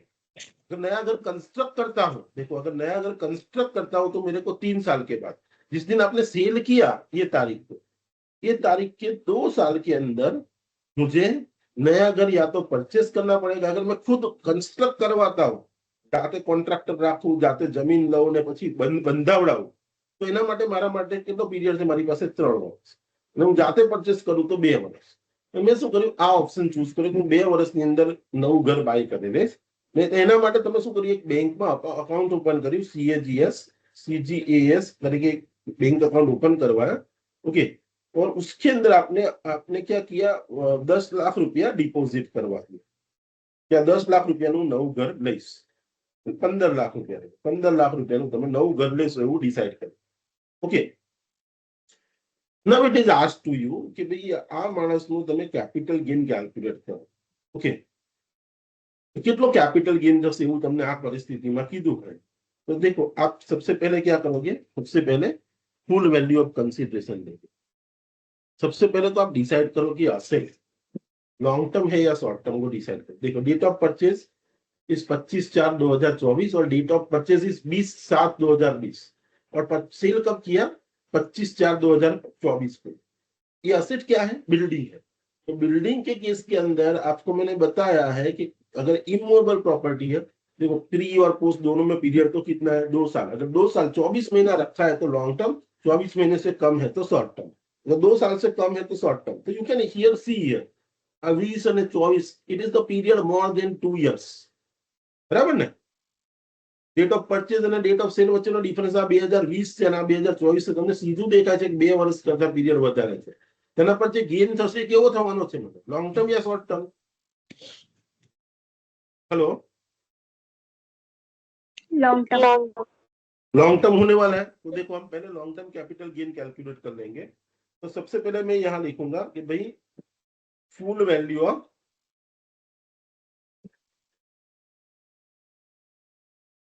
कंसीडरेशन। अपने फुल वैल्यू ऑफ कंसीडरेशन दिया कितना, ये 50 लाख रुपया मुझे फुल वैल्यू ऑफ कंसीडरेशन मिला। उसमें से मैं क्या लेस करूंगा, जो एक्सपेंसेस रिलेटेड टू ट्रांसफर है वो लेस करूंगा। I will deduct the expenses related to transfer. Expenses related to transfer मैंने लेस किया कितना, यहाँ पे दिखा है 3 लाख रुपया। ठीक है, 50 में से ये 3 लाख रुपया आपने लेस कर दिया। तभी आपके पास जो बचा that is your net consideration, that is ₹47 lakh. ठीक है, तो दैट इज ₹47 लाख। अभी आपके पास 47 लाख रुपया बचा। अभी देखो लॉन्ग टर्म कैपिटल असेट है।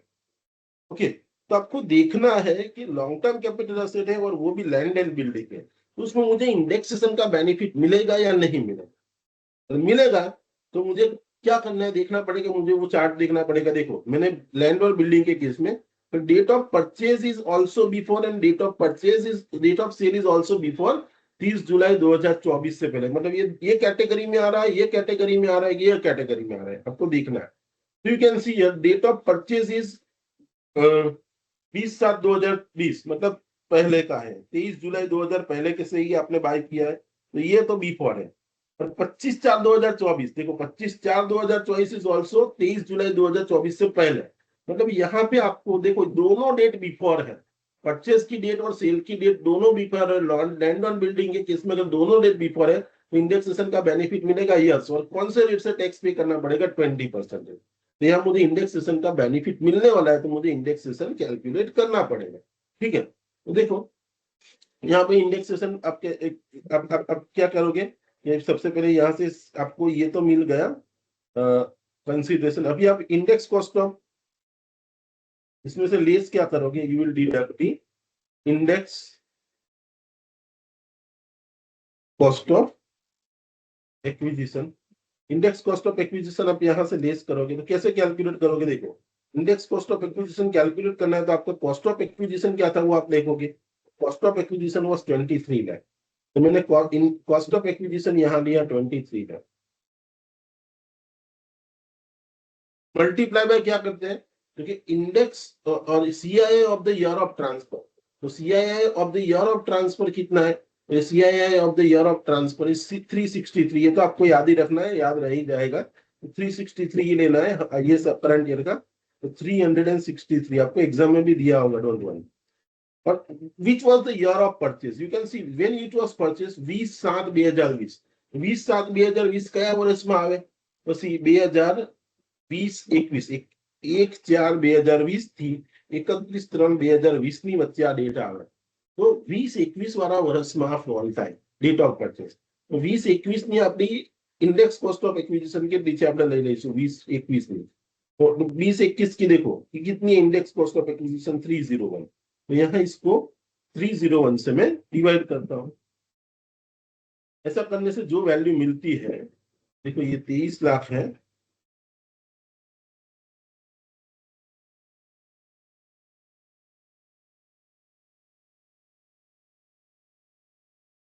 $23 lakhs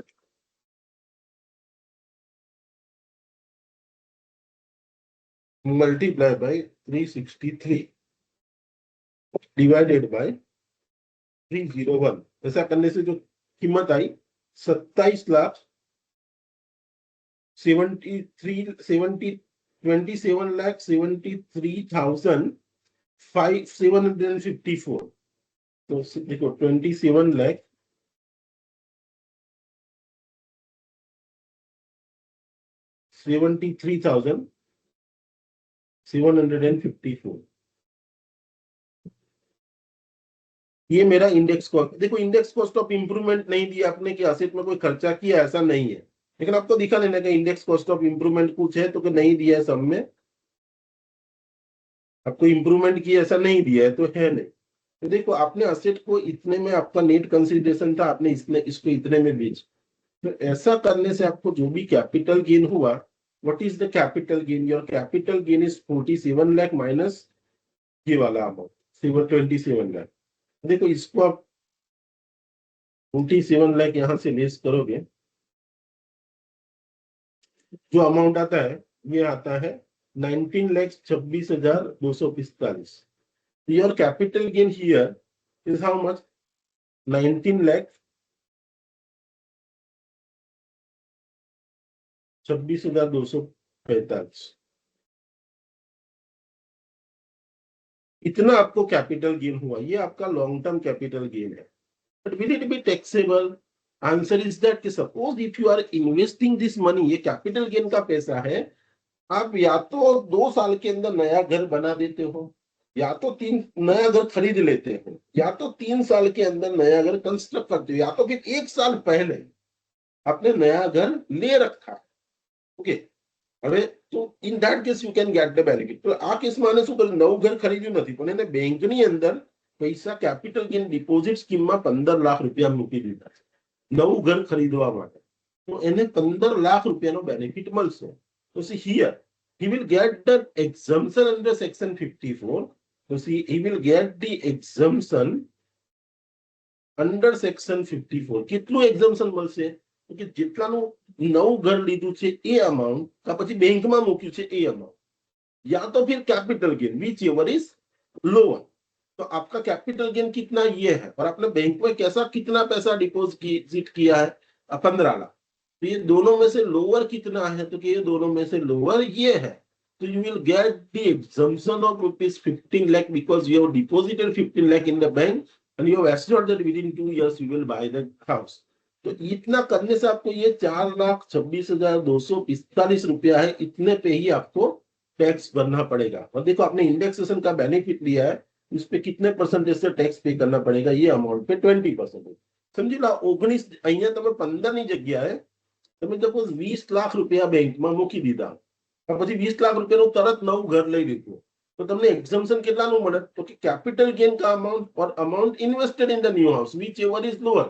तो ये दोनों में से लोअर कितना है ये, तो यहाँ पे आपको पूरा 19,26,245 का बेनिफिट मिल जाता, पर you don't have to pay the tax on the capital gain. तो यहाँ ऐसा करके आप अपना टैक्स बचा सकते हैं।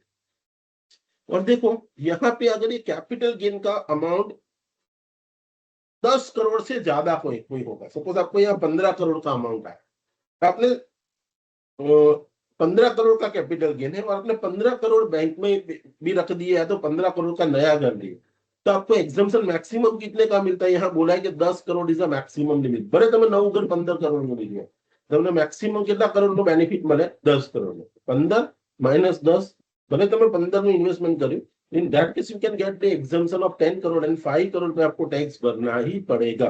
ठीक है, तो see this is the way in which you can get the exemption कि आपको ऐसे क्या टैक्स सम कैलकुलेट करना है, कैपिटल गेन कंप्यूट करना है। कैपिटल गेन कंप्यूट करने के बाद आपको देखना है कि भाई नए घर में कितना इन्वेस्टमेंट किया है। नए घर में आप या तो एक घर बाय करो, अगर 2 करोड़ तक का कैपिटल गेन है आप 2 घर भी बाय कर सकते हो। 2 करोड़ से ज्यादा है तो आपके पास एक ही ऑप्शन है कि you can by only 1 house. Okay, so see the capital gain is up to 2 crore, then assessee can acquire 2 residential house in a prescribed time limit। 2 घर वो बाय कर सकता है, 2 करोड़ तक का है, 2 करोड़ के ऊपर है तो he has the option that he can buy only 1 house। Okay, और मतलब 2 घर भी आप वो एक्वायर कर सकता है, या तो वो 1 साल पहले, मतलब ये जो डेट है उससे 1 साल पहले भी बाय कर रखा है तो भी उसको यहाँ एग्जम्पशन मिलेगा, या तो फिर 2 साल के अंदर नया घर खरीदा है तो भी मिलेगा, या तो 3 साल के अंदर नया कंस्ट्रक्ट किया है तो भी बेनिफिट मिलेगा। इसमें से कुछ नहीं किया और बैंक में डिपॉजिट कर दिया, फिर आप बोलोगे 2 साल के अंदर इसमें से खरीद लूंगा या तो फिर 3 साल में इसमें से कंस्ट्रक्ट कर दूंगा, तो आपको कैपिटल गेन का बेनिफिट मिलेगा। लेकिन आप समझो 3 साल हो गए आपने नया घर बनाया ही नहीं, तो भी ये कैपिटल गेन का अभी एग्जम्पशन मिला है, 3 साल के बाद वो विड्रॉ हो जाएगा, you have to pay the tax. क्योंकि जो भी पीरियड है वो पीरियड के अंदर आपको नया घर खरीद लेना पड़ेगा।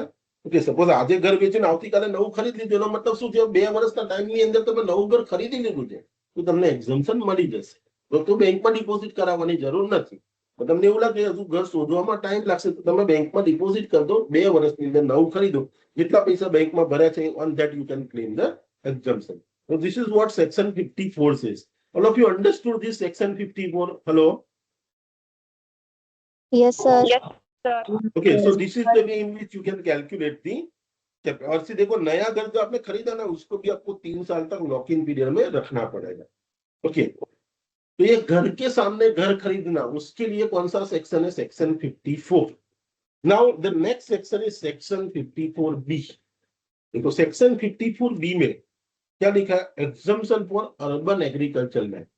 तो आपके पास अर्बन एरिया के अंदर कोई एग्रीकल्चर लैंड थी, वो आपने बेच, ओके, और उससे देखो रूरल एग्रीकल्चर लैंड है, उस पे तो कैपिटल गेन होगा ही नहीं, because rural agriculture land is not a capital asset. लेकिन अगर आपके पास सिटी के अंदर या तो फिर सिटी के जो एरिया के अंदर आपको 6 किलोमीटर 2 किलोमीटर या 8 किलोमीटर की रेंज आपको मैंने पॉपुलेशन के वाइज बताई है, वो एरिया के अंदर आपके पास एग्रीकल्चर लैंड है या नॉन एग्रीकल्चर लैंड है, सॉरी, और वो एग्रीकल्चर लैंड को आपने बेचा है, मतलब वो रूरल नहीं एग्रीकल्चर ही है, सिर्फ एग्रीकल्चर है लेकिन अर्बन है, रूरल नहीं है। तो ऐसी एसेट को अगर आपने बेच दिया और उस पर आपको कैपिटल गेन हुआ, तो कैपिटल गेन बचाना है तो आपको क्या करना पड़े? तो देखो सेक्शन 54B, इसका एग्जम्पशन किसको मिलता है? Section 54B's exemption is available to the assessees who are individual and HUF। या तो assessee इंडिविजुअल है या तो फिर वो HUF है, तो ये एग्जम्पशन भी उसको ही मिलता है जो इंडिविजुअल है और HUF है, उसको मिलता है। आपने कौन सी एसेट बेची है? क्योंकि urban agriculture land used by the individual और हिज पेरेंट्स, इंडिविजुअल और हिज पेरेंट ने एग्रीकल्चर के लिए कोई लैंड यूज कर रखी है। लैंड कहाँ पे है? अर्बन एरिया में। ओके, સિટીની અંદર જ લેન્ડ છે, સિટીના એરિયાની અંદર છે. આ તો એ લેન્ડ એગ્રીકલ્ચર પર્પસ માટે એને કે એના ફેમિલી મેમ્બર એટલે એના પેરેન્ટે યુઝ કરી છે during the 3 years, during the 2 years before the date of transfer. એટલે જ્યારે વેચો છે ને 2 વર્ષ પહેલા એગ્રીકલ્ચર તરીકે ઉપયોગ થયેલો હોય આવી એગ્રીકલ્ચર લેન્ડ, પણ ક્યાં situated? In the urban area. It is sold by the SSC. તો એસએસસી આવી લેન્ડ ટ્રાન્સફર કરી છે.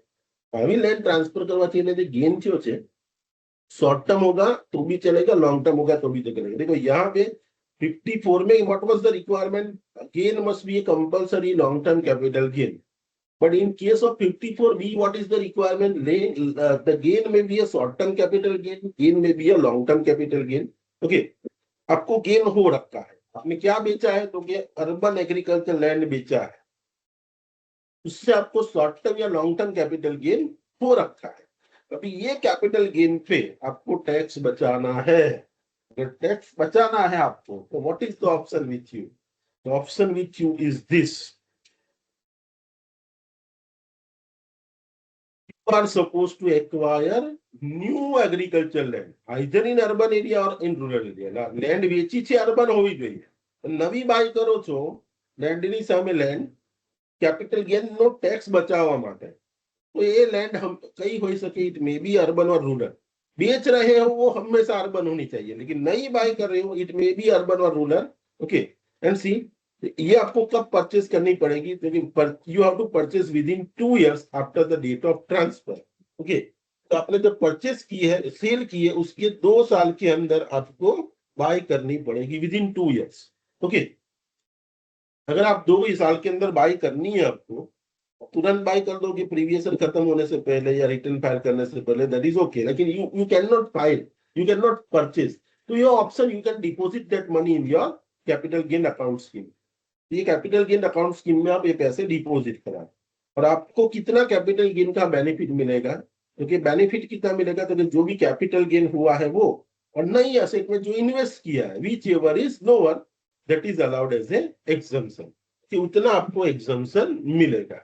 अब इससे रिलेटेड नोट्स भी लिखा है कि asset see has acquired new asset as a rural agriculture land and he transfer that land in 3 years period, then exemption claim earlier shall not be withdrawn as rural agriculture land is not a capital asset. Obvious વસ્તુ છે કે તમે નવી land by કરી, હવે land કેવી છે? તો કે રૂરલ લેન્ડ ને પાછી વેચી દો છો તો રૂરલ લેન્ડ તો કેપિટલ એસેટ છે જ નહીં. હવે એને વેચશો તો રૂરલ લેન્ડ તમે જો અર્બન વેચીને રૂરલ બાય કરી છે, you have sold the urban land and buy the rural land. Now you are selling the rural land, again the capital gain will not be taxable. So rural buy की तो lock in period नहीं लगे, ठीक है. लेकिन अगर आपने urban बेच के अर्बन बाय की है तो आपको उसको कंपल्सरी 3 साल तक रखना पड़ेगा. उससे पहले बेच दिया तो कैपिटल गेन का जो आपने एग्जम्पशन क्लेम किया था सेक्शन 54B में, it will be withdrawn. अभी देखो, you should remember the deduction under section 54B can also be short-term capital gain, and condition is that the land should be used by the assessee or his parent for the 2 years prior to the date of transfer. Okay, मतलब asset, मतलब logically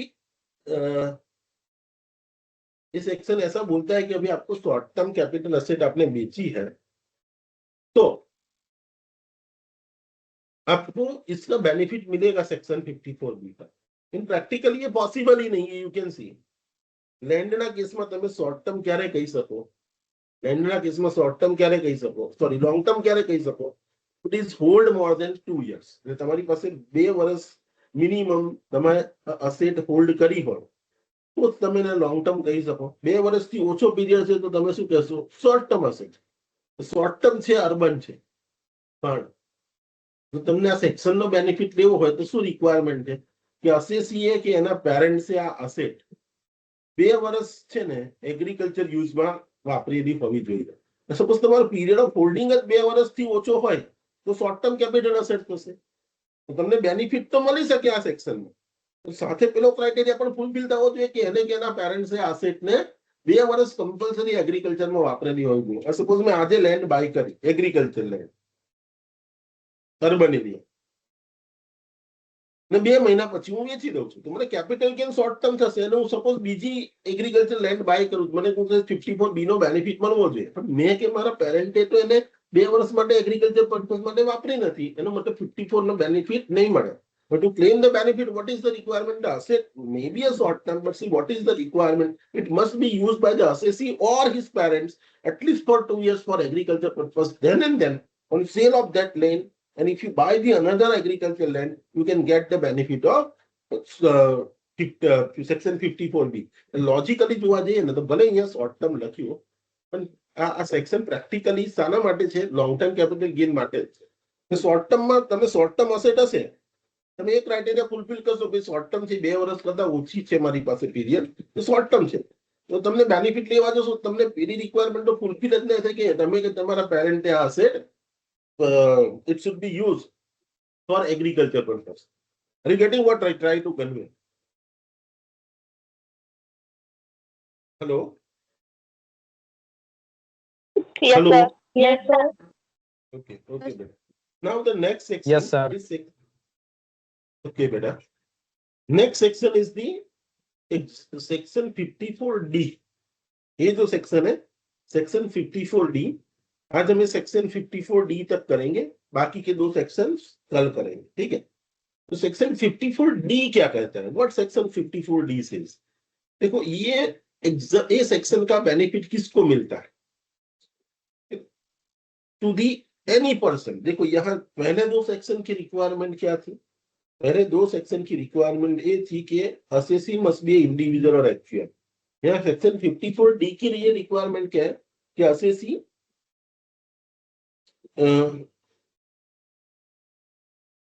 is any person.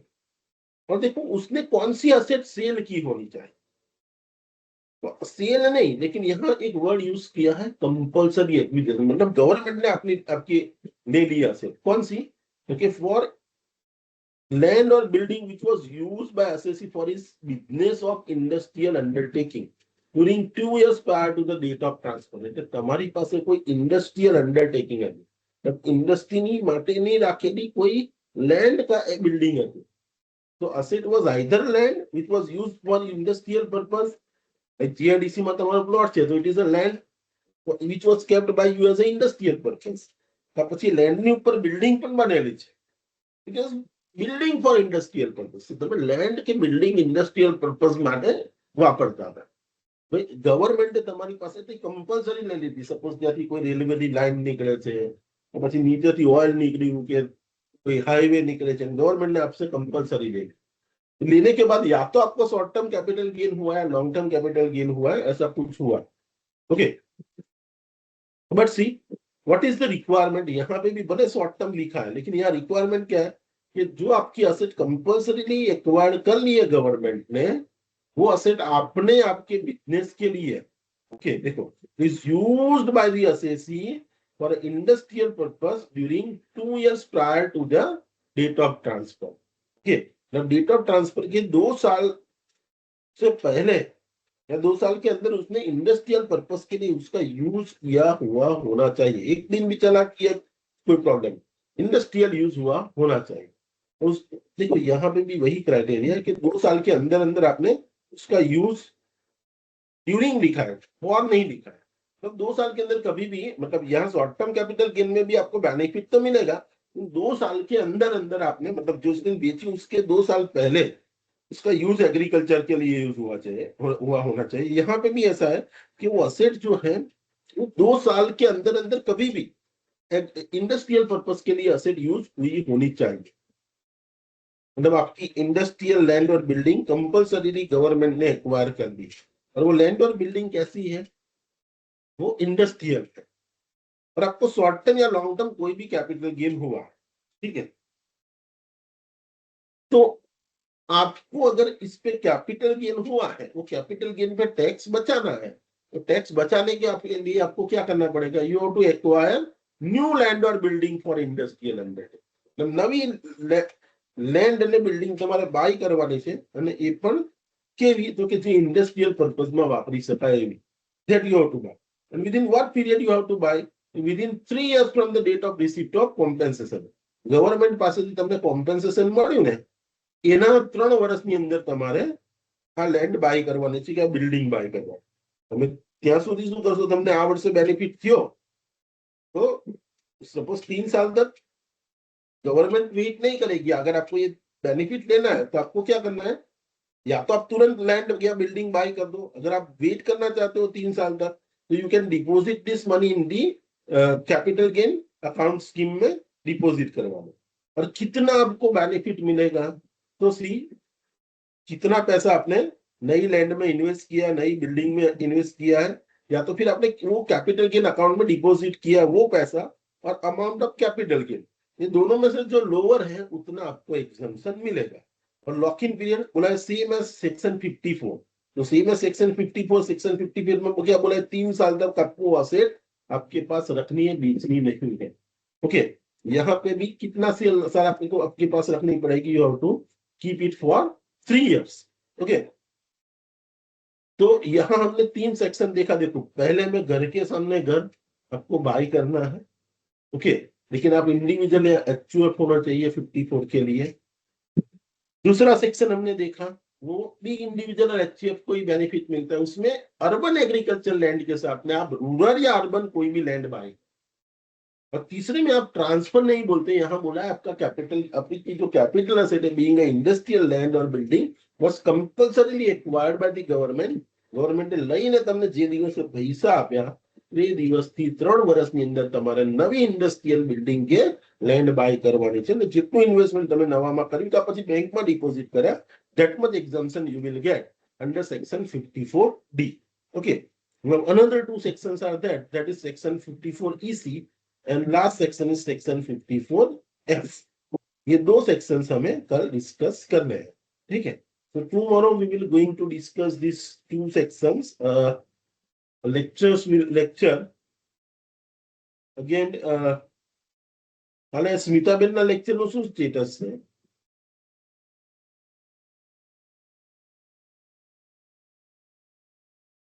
Hello.